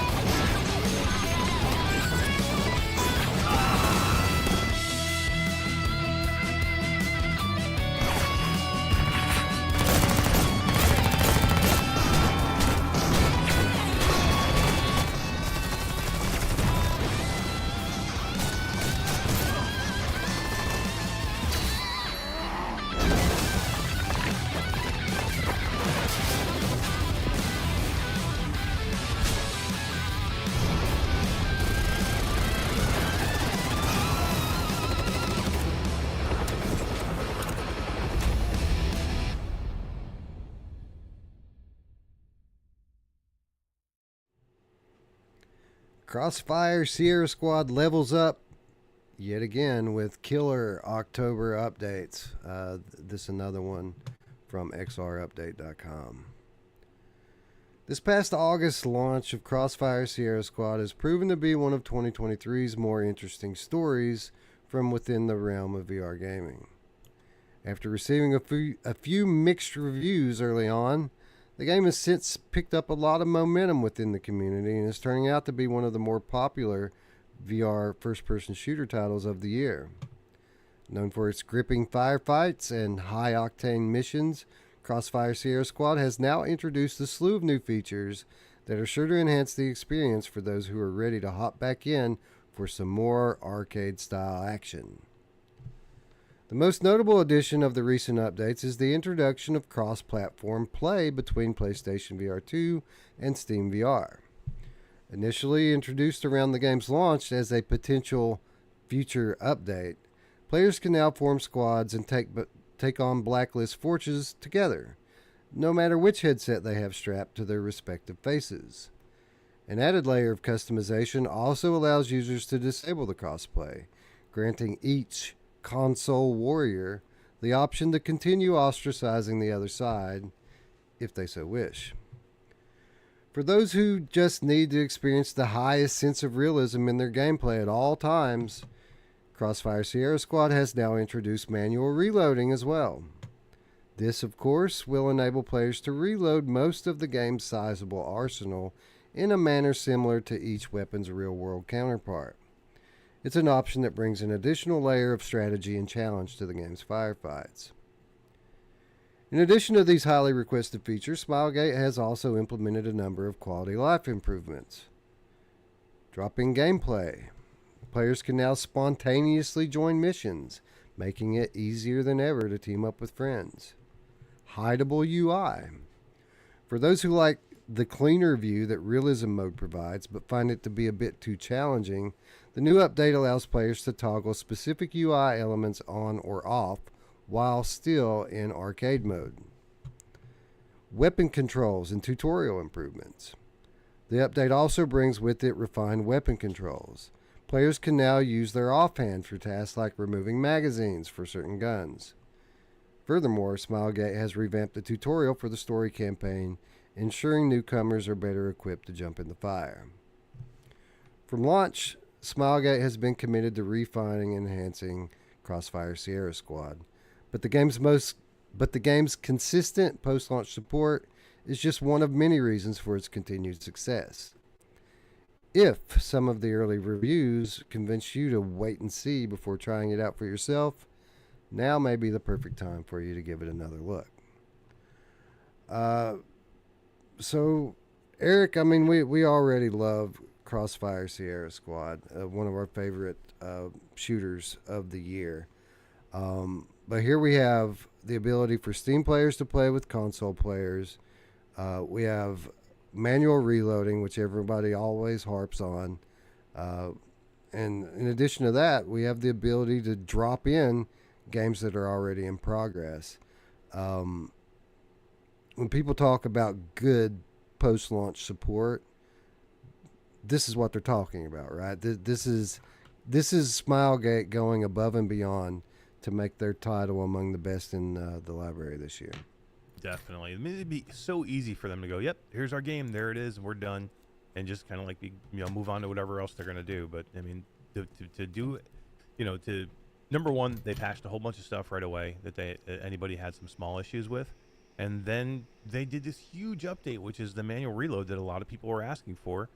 And then having this new feature where you can just jump in and get into jump into a match mid run. I think that's amazing. It's such a smart idea because you can have somebody drop out and then somebody else come in and like just kind of keep everything going. I mean, it's such a smart idea, especially with a great co-op game. I mean, this is great for Smilegate, another company that wants to support their game, and they know they have something good here. So I'm glad that they're seeing that and wanting to keep making it better. My only thing is I got to check this manual reload out, man. This game is so hectic. I don't even know how you're gonna do it. Manual reload, like it's hard now without manual reload. Ruuts, I mean, I don't know about you. I mean, I do know about you. That's why I'm coming to you with this question. But I'm going to pretend like I don't know about you. No. But I don't always have to have manual reloading all the time, right? If it's an arcade game, it's okay for it to have arcade-style controls, right? Yeah. I play a lot of games flat as well, where you just push one button and then something happens, and you just get used to it and deal with it. I prefer it in this game. For, like you said, the faster paced type of game, I think it's good to have options. And I'm kind of glad that they're not separating people. My worry is, there's some people that are purists that are like, there's no way you could mix the two camps because it's unfair. Well, you don't have to do manual reload. If you want to do manual reload, they said it's going to be a little bit harder, a little bit more tactical. So if you kick everybody's ass with it, you can feel even more badass, right? So I just think it's cool, the fact that they're doing quality of life stuff. The things that they're doing in there are actually important things. Like Mash said, that should be common sense 101, drop-in gameplay. People should be able to swap in. Think of After the Fall when somebody leaves and you're screwed, right? And you need 4 people and you can't, you're screwed. That's it. That's the reason why Guido quit playing After the Fall, because, he has spotty internet. And that's a game that you get started, somebody drops out, and then you're stuck, right? And if you're 20 and 30 minutes into a map and somebody drops, it sucks, right? Because maybe we have a couple red discs, and now they got to miss out because they can't rejoin. So yeah, what is to some people on paper maybe seem like a small thing, like drop-in gameplay, for other players, that's everything. That makes this a game that they can actually play versus a game that they can't play. Right? There's games like this, like Back for Blood, and just all sorts of types of games where you're gonna have people that that disconnect, or you want to have it.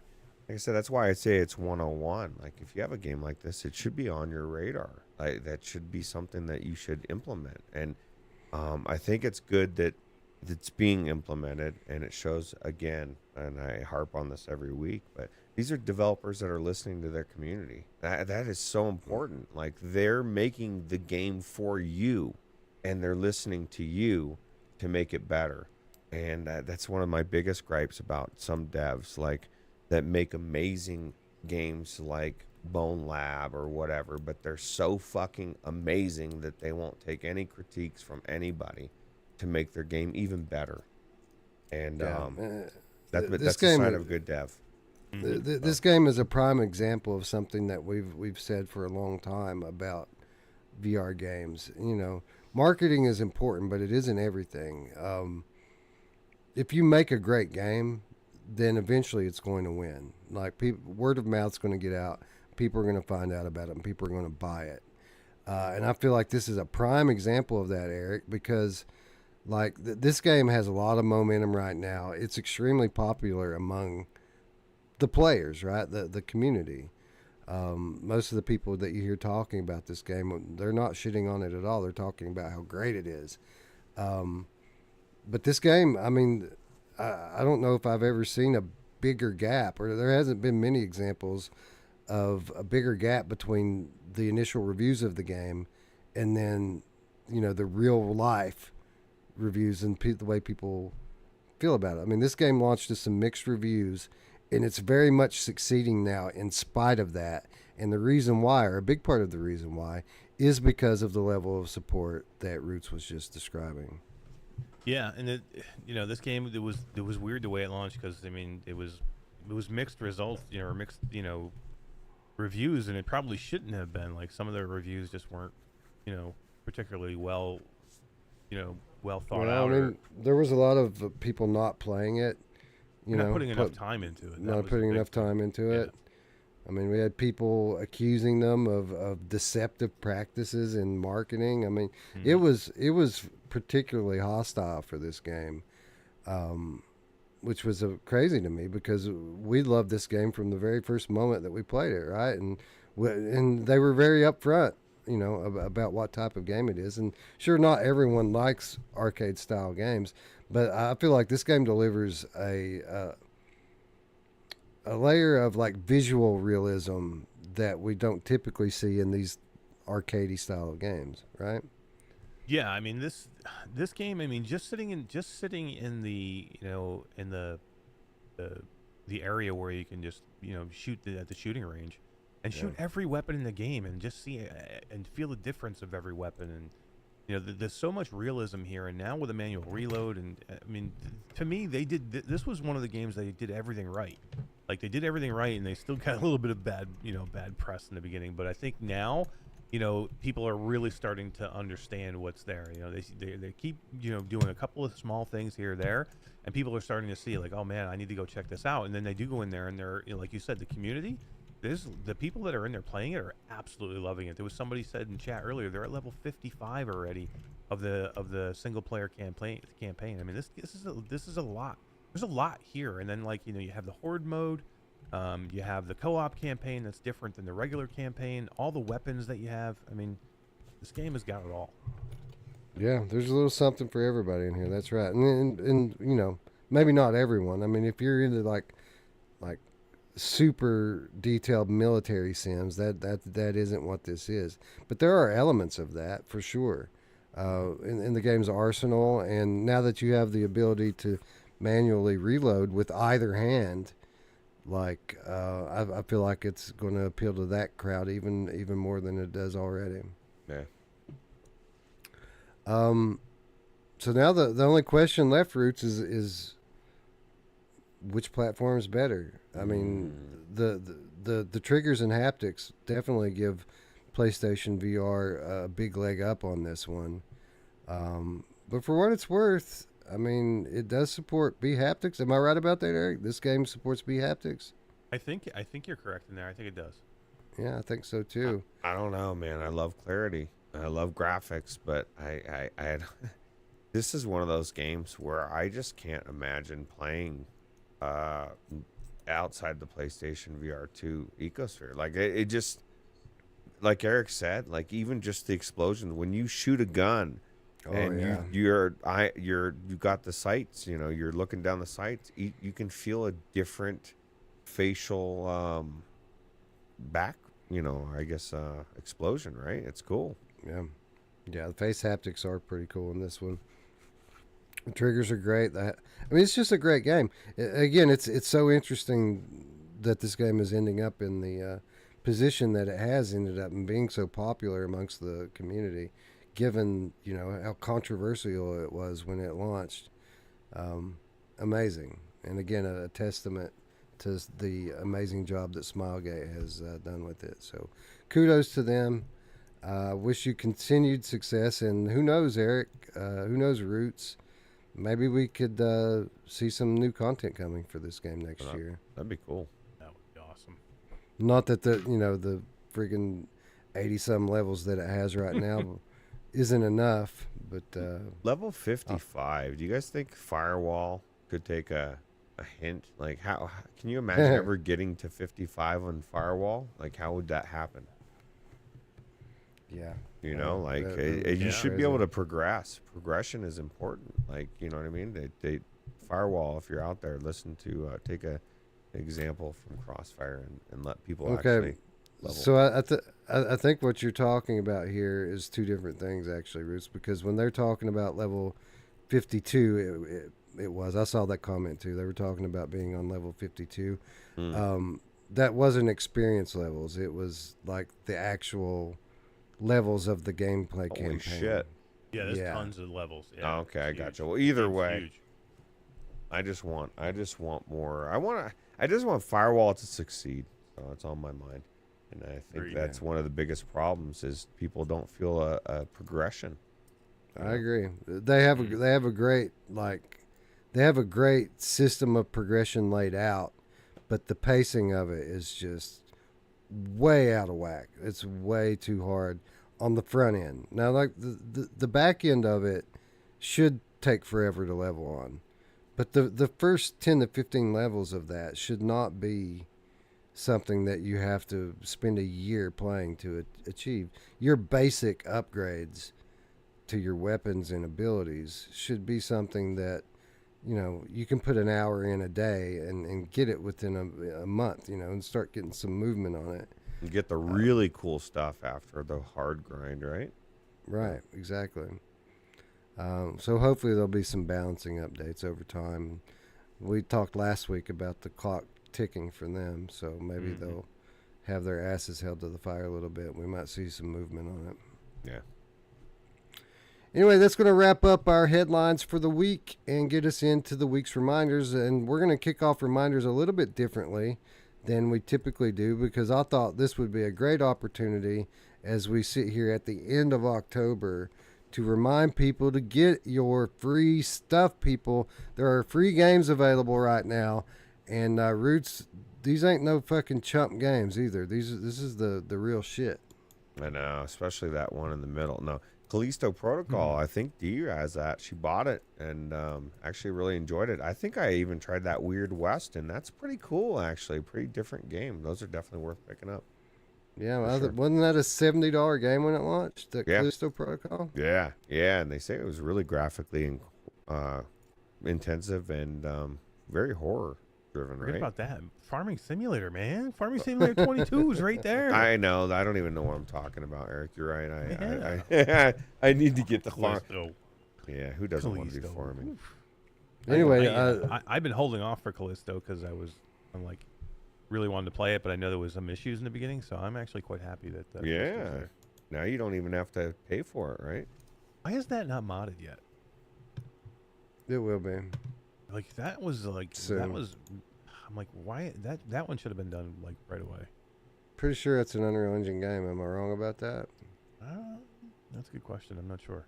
I don't know. I'm not I'll 100% find out. sure. I'll find out tomorrow morning. I'm gonna know somebody I'm gonna ask. I feel like it is, but I might be wrong about that. I'm getting it right now. Callisto Protocol.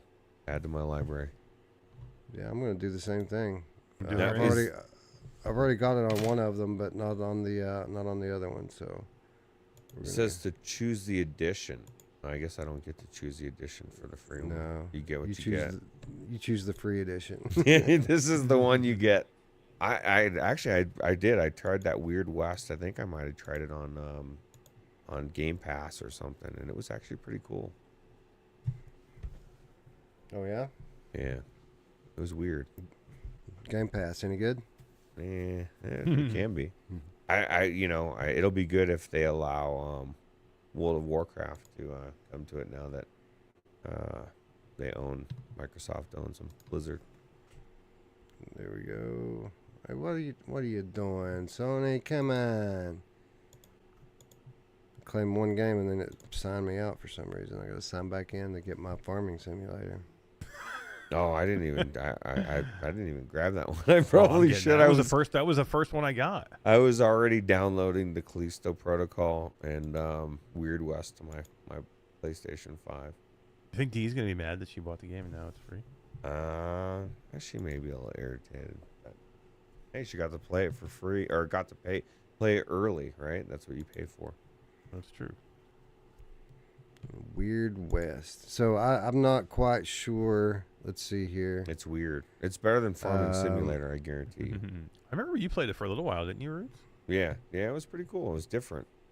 I wouldn't mind. So looks like one week remains on claiming these games. So don't put it off, because what you're thinking now is, oh, I've got a week, so I'll just get it in a couple of days. You're going to forget about it, and you're going to let Callisto Protocol go back, and you're not going to have it for free. When all you have to do is click the link I'm about to drop in the chat and follow that to get your free games. It's easy. Easy. Yeah. This is 20. No, never mind. I take it back. This is Farming Sim 22. This isn't like. Oh, what? This isn't 21 or 20. No, this is 22. Dude. Come on. Come on, man. This is huge. I forget which button is the come on, man. Come on, man. Okay. It's been so long. Anyway, so that is free games on PlayStation, but it's not all about just the free games on PlayStation. It's also about the free games on the Epic Games Store. You also need to be claiming these as well, because as the black screen shows, they're pretty awesome. I was like, where is it? It's not supposed to be a black screen. There it is. Okay. But a couple solid titles on here as well. If you just scroll down a little bit, Ruuts, it's right there. The Evil Within 2. I just downloaded that the other day. PD just put a video out on that, playing it in Reshade. Did he? Yeah. Looks pretty good. Yeah, do you think, is it, see, I always wonder, is it Unreal Engine? Like, Alan Wake 2 just came out. I got that for free with the 4090, and I'm wondering if I'm going to be able to play that in VR. People say that's pretty good. Yeah, I know Alan Wake 1 has quite the reputation for being a good game in its time, and I know Alan Wake 2 looks pretty fucking awesome. Yeah, it does look pretty good. It looks creepy. Like, that's my type of shit, that game. Looks like something I would enjoy playing.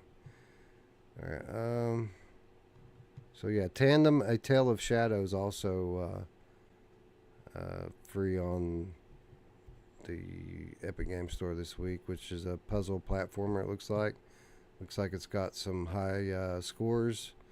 9 out of 10 from Screen Rant, 8 out of 10 from a lot of other websites here. So yeah, free stuff. It's free. I get it. It's flat. But it doesn't have to be, right? These are PC games on the Epic Games Store, which means they can be anything you want them to be. Like you just said, with PD, with Reshade, or, there's a lot of different options, Vorpax, or better yet, the mods that are being put out to bring them directly into VR, specifically the Unreal Engine Injector mod. Is that still slotted for this year, or do we know? It is. It's coming this year. Nice. We're running out of year, so that's soon, guys. I'm excited. It is coming soon. Then all that's bets are off. Dee's, never see me again. Dee's rushing to get her 4090, Wes. She's slumming She it should. with a 3080 Ti right now. I'm getting my 5090. Your 5090 next year. 2025. They're giving it to me early. That would be cool, dude. Well, you anyway, could possibly the 4090 Ti. I know the 4080 Ti is rumored. So. Oh, they're putting out supers. That's just like this past week. They're putting out a line of supers for the 4 Series. 4080 Super. Yeah. Oh my God, can you imagine 4090 Super? Damn. I'm getting it tomorrow.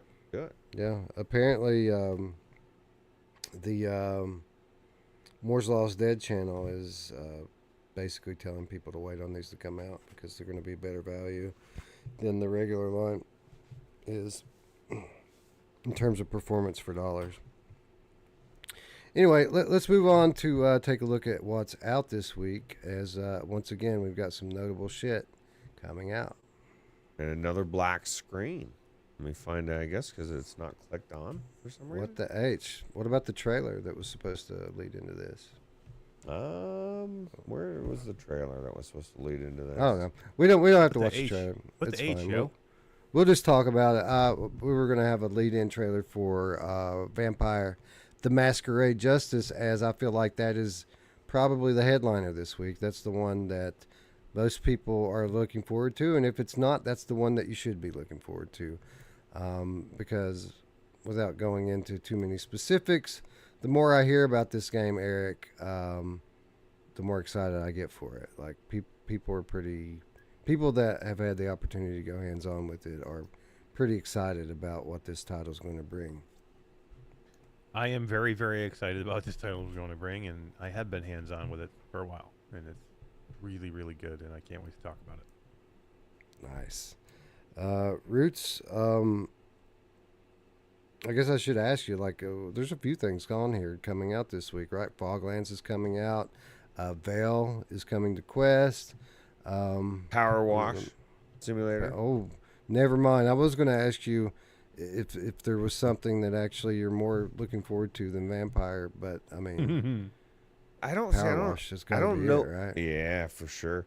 I don't know too much about Vampire, the Masquerade Justice. I know my biggest thing that excites me about that is we have like 1 million zombie games and no vampire games in VR. And so like this has a potential to be something completely different than everything we've done or played, right? And so that I think is exciting. And I've been hearing a lot of good things from a lot of different people. And so yeah, I'm excited to get in there and check it out. Yeah, that's the one. And you know, thankfully that one's a November 2nd release, so we don't have to worry about trying to fit it into the game of the month this week. So we have some time to take our time and play through that one before the November game of the month, which is going to have this, and it's going to have not Asgard's Wrath, but Assassin's Creed and a couple other notable titles as well. You will notice at the top of the screen here, we have some unofficial speculation that Happy Funland and Madison VR could drop this week. Those were both kind of teased for Halloween, but given the close proximity to Halloween and the fact that we haven't heard anything at all from Perp Games on either of these games, I feel like it might be a similar situation to what we saw with Vertigo 2, where maybe we're not going to see these games tomorrow like we think we're going to. We'll see. I hope I'm wrong about that, but silence on these two releases. Not good. Anyway, Foglands is coming out. Vampire: The Masquerade Justice. Those are the big ones. Veil coming to Quest 2. Veil was popular in its day thanks to a very concerted campaign, marketing campaign on the behalf of the studio. Trackcraft coming out. Keep hearing good things about that. Doesn't really look like my thing, but people tend to like it. Liminal Phase coming this week as well. And that wraps up the lineup. So, again, keep an eye on XR Update release calendar. I update it every Sunday to make sure it has the most up-to-date information before we go live here on the show. So, new stuff getting released all the time, and what a magical time it is for VR right now. Lots of good stuff coming. All right. With that said, we now move on to viewer comments. We talked a little bit about this last week. How a lot of reviewers get shit for their scores on games, and it occurred to me that we might be grading on different scales. So, like, when one person is giving a game a 6 out of 10, one person might think that that's an above average game, while another person might say that a 6 out of 10 is a below average game. So I've been asking people, right? What scale do you grade on? What do you consider out of 10 to be an average score? And this first comment is from MainFan. MainFan says, on a scale out of 10, 5 is average in my opinion. And then he got a reply to that said, that is average. Halfway is average. He is weird when it comes to that. And when he says he's talking about me. Because I say that for me, 70% is average. 7 out of 10. 8's above average, 60% is below average. It's like a letter grade scale. But apparently, according to the Ghastly Gamer, I'm weird. What if you were rating a chick? Because then you would say 5 would be an average, right? And so if you look at it from perspective. No, 5 out of 10 I wouldn't touch with a 10-foot pole, man. I'm the same way. I think, like, to me, I'm like 5 is not good. Like 5, I'm like to me, I'm not. I don't know if I'm playing a 5. I'd say it's like, good. I wouldn't even try a 5. Like, why is a 5? Why is average good? I don't want to play an average game. Yeah, like to me, I think 5 is less than that. Like to me, I'm thinking like 6 is average, or maybe even like 7 to me is good. So 6 should be average. 5 should be below average. So this commenter, who was it that said that the Ghastly Gamer? You're wrong. He's not weird. They're weird. Because I'm with you guys. 5 is average, MainFan, 100%. Well, the next comment is from PoppinFresh2928, who says, great show, Wes, Ruuts, and Eric. Finally going to get some PSVR2 quality time with a vacation from work coming up. Going to peep the games you lads are on about. By the way, I've always considered 7's average, 8's and above as above average. So apparently we're not the only ones here, Eric, that are weird, according to the Ghastly Gamer. Poppin' Fresh is now weird, too. Like why is everybody making it weird? D was the same way. We were doing our top 25 list for the Quest games, and we were talking about Dungeons of Eternity. And she gave it like a 6, and because when we're raving about it, she gave it a 6, and I'm like, what? Hold on, wait a minute, you gave it a 6? You just said how much you loved it, and she's like, well, yeah, because I haven't played it very much, so I can't really give it a good score or a complete score. So I'm just gonna give it a 6 because I think that's good. Like I'm like 6 to me is like mediocre at best. Yeah, it's definitely just barely above average. I'm putting a poll out there in the chat. Please answer honestly which scale you're using as average. So again, for people like me, we use letter grade. C is 70%. C is average. 8, a B, 80% is above average, and then 90% and above is excellent. Right? If that's an A. Excelente. Where the other side says that they use what is called a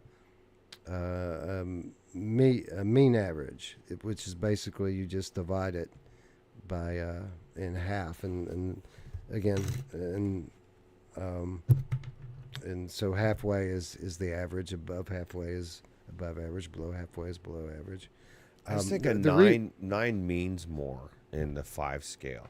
Like if you're getting, because if 5 is average and you're getting to 6 and 7 and 8 and 9, like by the time you get to 9, that's a fucking banger game. That's just under 10. You know what I mean? Like, I don't know. Yeah. So the reason why this is significant, and the reason why I keep bringing it up, and because I want to, because I already know what the answer is. The answer is that people are split. People are definitely using both of these scales. But why it matters is because when we see somebody like Gamertag VR come out and rate Hubris just under a 7 out of 10, and people just fucking slay him for it, what they might not be considering is the fact that he considers a 5 to be an average game. Right. And people are slaying him for it because they're thinking that a 7 is an average game, and most people know that Hubris is an above average game. So my point here in bringing this up is awareness. Don't be so quick to lynch people for their score out of 10, because it absolutely is a fact that we are grading on different scales. Right. Context matters. And you know, it'd be nice if we could all get on the same page for just about anything. Yeah. Just about anything, but let alone a grading scale on these games. But it's weird. It's just what people perceive. But yeah. Maybe it'd be better to do it like on a, I don't know, like a letter system. A, B, C, D. No, because then we're by default, we're going to your wrong 7. Trying to trick me, Mash. Come I on, see Ruuts, your mind games side. here. You know, it's interesting Come now to that my we've side, been dude. now that we've been talking about this for a little over a week. The headline on Upload VR right now is that they're changing their reviewing score criteria back to 5 stars. Really? Scale. Yeah. Well, I mean, if you think about it, some magazines or some publications, they do out of 5, and some do out of 10. So Next comment comes from the Ghastly Gamer once again, who says, "Why do y'all love PSVR so much? I don't care what it is. If it ain't wireless, I don't want it. Quest with virtual desktop is the best and only way anyone should want to play. A flying or racing sim is the only time it should be acceptable to have a wire on your head." So here's the answer to that, Ghastly Gamer, is that not everyone is like you. Everyone is different, and everyone values different things. So yeah, like the wire is obviously a fucking huge deal to you. But there are a lot of people out there, a significant number of people, who could give two shits about whether or not there's a wire coming out of their headset. And I know you find that hard to believe, but it is the truth. Fidelity is king. This is my thing. I not only want a wire, but I want a wire that's permanently attached to my headset that connects into my display port. I don't want to play the games anymore with Meta and their link cable. How dare you? How Let me dare tell you? you something. Let me tell you something, Ruuts. My favorite thing is so good that it's the only thing that anyone else should want. Agreed. And it's vanilla ice cream. I would tell who was that again? I would tell them just Ghastly try both. Gamer. Ghastly Gamer, just like like I get what you're saying. Like if you like what you like, right? And so, but I mean, you're limiting yourself. Like if you do that and you're like, I'm only playing wirelessly because that's what I like, but you're gonna give up some games and you're gonna give up some great experiences in doing that. And I would say you just limit yourself. Like I never want to be in a spot where if I can, money wise, I don't want to limit myself. So for me saying, look, I just don't care. I'm never playing anything else if it's not wired. You're just limiting yourself to a lot of different experiences that you're not going to be able to do with that wired headset, with that wireless headset. So to me, we don't ever be so stiff where you're like, this is this and this is that, and I'm never doing it. That's like you just limit yourself to it. Or do. But don't like invalidate how other people feel because you like your shit so much. You know what I mean? Like everybody has their own. People are different, man. This is a large world full of very different people, And just because something works for you doesn't mean it works for everyone else. Why, Eric? Why do you like chicken so much? Like I had steak for dinner yesterday, and it's the only thing that anyone should ever eat ever. Well, here's a thing that's actually could be like a specific issue for some people. Like you said, Guido has connection issues. Like some people have really bad internet, and wireless is no bueno. It's not going to happen for those people, because they're going to disconnect every time they try to go wireless, right? Or they try to connect, I guess, if they're doing the Quest. No, and I'll tell you why not. Because Ghastly Gamers works perfectly every time. So that's the only way that anyone else should play. It's definitely, I like both ways. Yeah. You know who else loves it both ways? Oh, yeah, she does. I think all three of us said that at the same time. Yeah. She likes every way. Hussein X leaves a comment that says, thanks for a great show. Also want to let you know when using the link cable, you can increase the bit rate in Oculus Debug Tool too. Makes a big difference. The software allows you to type in a max of 500 megabytes per second. Fixed bit rate, that is. But if you type 960 on a notepad and copy and paste that into the Oculus Debug Tool, you can have up to 960 megabytes per second, which I hear is the highest you can go to. You should give it a shot.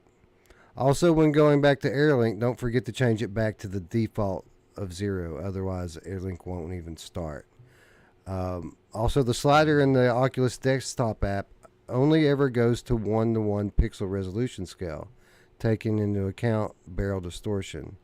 After pushing the slider all the way to the right, if you want to then super sample it, you need to increase it further in the Oculus Debug Tool. So, slider all the way to the right, some super sampling, and 960 megabytes per second gives next level image quality.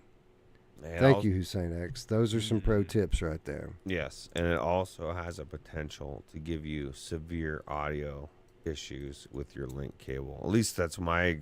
Well, as soon as I started messing with that debug tool and changing bit rates and all that stuff, it started doing all sorts of like weird audio issues. And I looked it up, and I guess it's an audio that's like you can get the audio to come through properly through earbuds, like Bluetooth, but for whatever reason through the actual headset, it comes through all choppy and weird. And so like I ended up turning all that shit on the debug tool off and just going with the slider. And here's why. I think the debug tool has a good possibility to create conflicts or issues that create, at least in my experience, started creating more issues than it was solving. Whereas that slider, it just slid to the right and then made it look super sharp. Although I don't think that I've looked at 960 megabytes. Probably looks phenomenal if I can get it to work properly. Yeah. On the one hand, I mean that's the carrot, right? That's why you would potentially try something like that. On the other hand, the reason why I typically prefer to be a PSVR2 console gamer is because I don't want to tweak shit, man. I just want to play. Jump in. Yeah, like if I could just set it and it worked, that would be great. Forget it. Well, that's what the slider's for, right? You got your slider partially moved over, right? Like 3 or 4 slots. Well, what he's saying though is even though it reads like 1.2 or whatever, it's not really. He's saying that sliding it all the way up is actually just a 1:1 pixel ratio that they're adjusting it to account for barrel distortion. So he's saying to actually truly super sample it, like what you would do with a DisplayPort headset. You have to switch that all the way up to the right and then go into the debug tool to do your super sampling. Yeah, that's just caused issues for me, but it did solve when I hit the slider all the way to the right. It did solve all the compression artifacts and made it look sharper. It said it was 5,000 by something resolution, but I don't know. I'll take his word for it. It sounds like he knows more about it than me. Yeah, same. Kennytron Omega 2487. Wholeheartedly agree, Ruuts. Quest Pro definitely feels better than Quest 3 on PC. I use the D-Link with the Pro and Link with the Quest 3, and the Pro wins. Hell, I prefer standalone Quest 3 Hell Sweeper with side quest resolution boost better than Link PC. Wes, I really thought Hell Sweeper would be your jam. It's like In Death with Melee. Be nice if we could get the makers of In Death, Hell Sweeper, and Saints and Sinners to combine engines and give us the perfect game. Yeah, I'd be down for that for sure. Yeah. Well, there you go. Another pro lover for you there, Ruuts. Yes. Well, it's definitely a good headset. Although the Quest 3 was beautiful as well. And I would say that the home environment was a lot cooler in the Quest 3. At least the one D had. The snow one was pretty cool. Yeah, I still like loading up that Lord of the Rings one that they gave away last year. I think it's pretty cool looking. Main fan, last comment of the week. And by the way, thanks for all the comments. Since we started doing this comments segment every week on the show, people are really stepping up and participating. It helps. Thank you for all of the comments, people. We appreciate it. Hell yeah. I mean, when we initially started doing this, we were just going to read out three comments and let that be that. But we're getting so many now that I can't just pick three. So. Anyway, main fan says the propagation demo wasn't amazing to me at all. I liked Hotel way more. Propagation was a stuck in one spot wave shooter with no story and was even shorter. Fair points. I mean, I did enjoy the propagation wave shooter, but these are fair points that he's making, main fan.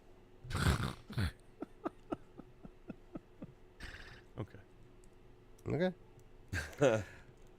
Anyway, that wraps up our comments for the week. Let's stop our poll and see where that ended up at. I haven't even been looking at it. Just as I suspected, it's nearly fucking even. We're going to end the poll 51 to 49%. By a nut hair, people agree with you, Ruuts, 5 out of 10. But there is a significant enough number. It's right on people who. It's right in the middle, man. You know what I mean? Yeah. Exactly what you said.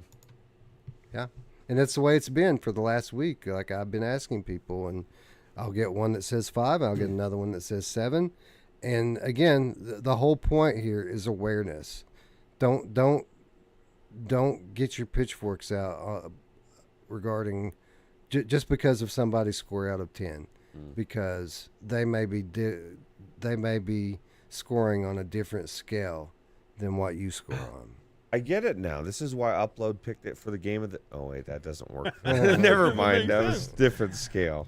I still think you should come over to me and Wes's scale Ruuts right now. You should just change it. You should. So this suddenly getting arm twisting here. It is the best scale, and no one else should have any other scale. That's right. Other it's than the only one that like. matters.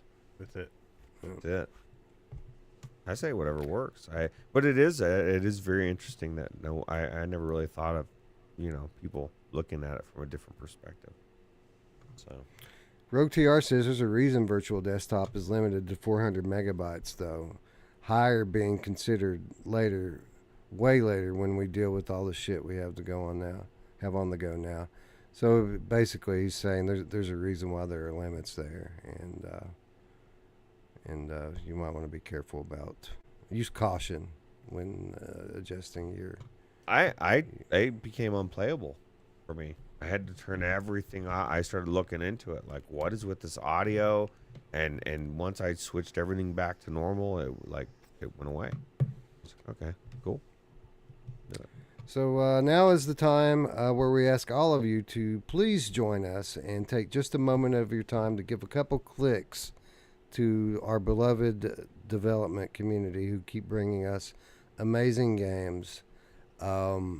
I made a mistake here and I didn't put the link in the show notes here for the game that I picked this week. But with that said, it is in the description of this video. I am going to, I think it was Vampire the Masquerade Justice, I think, was the one I picked this week. Let me make sure about that. Go to my channel and my video and click down to the description. Yes, Vampire the Masquerade Justice. There are links in the description down there. If you want to wishlist this game yourself, there's a link for PlayStation. There's also a link for Quest. The game is not coming to Steam, at least right now.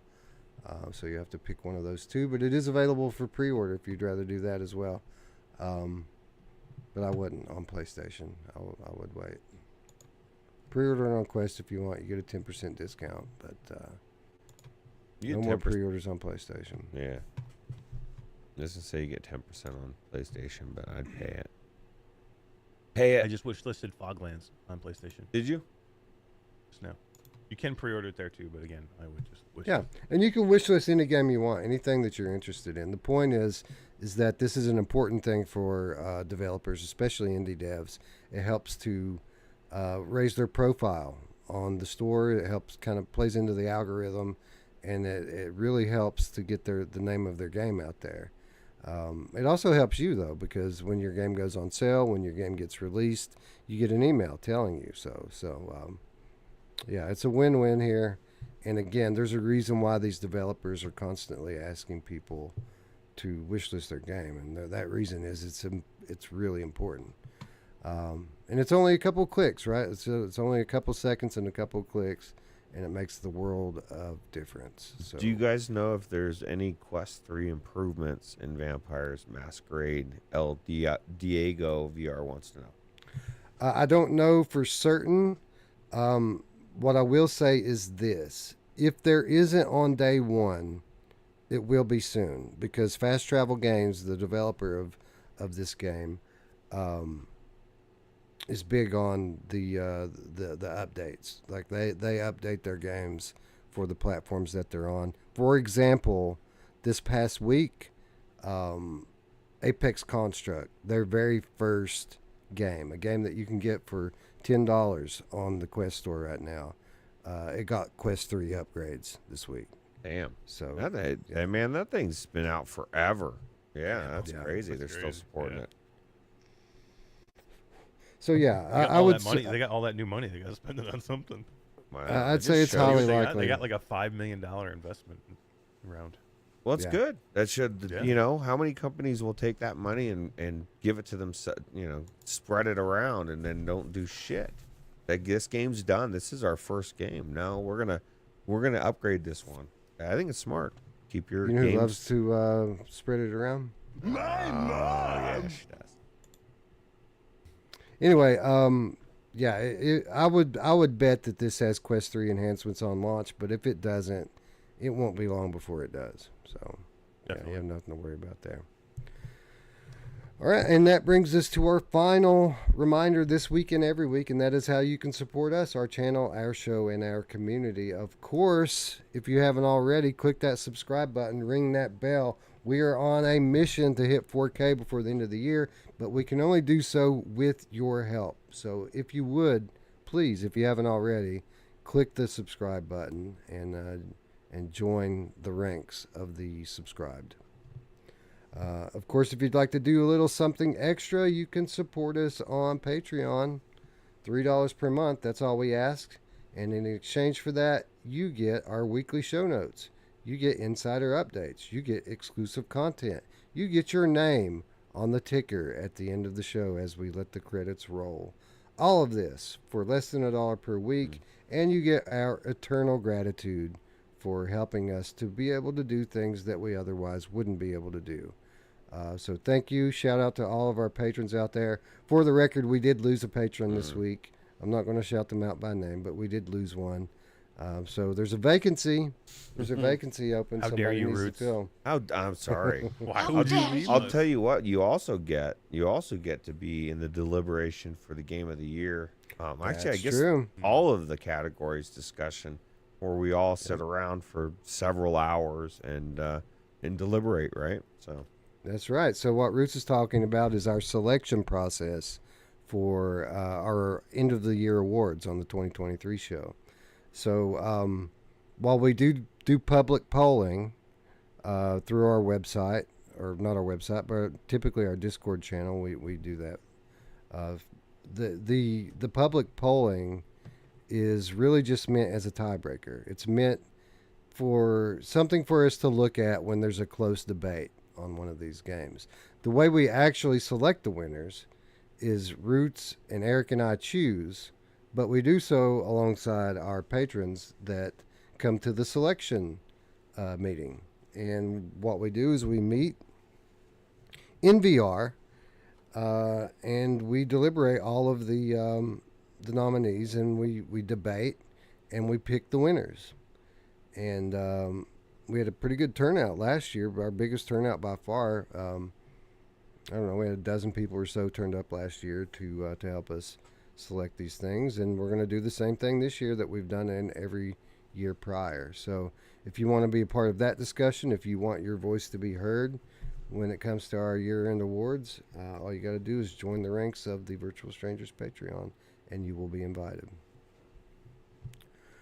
All right, but we get it. You know, some people don't have the money to support us. And by the way, if you're the person that unsubscribed to the Patreon this week, we understand. You know, things are tough all over.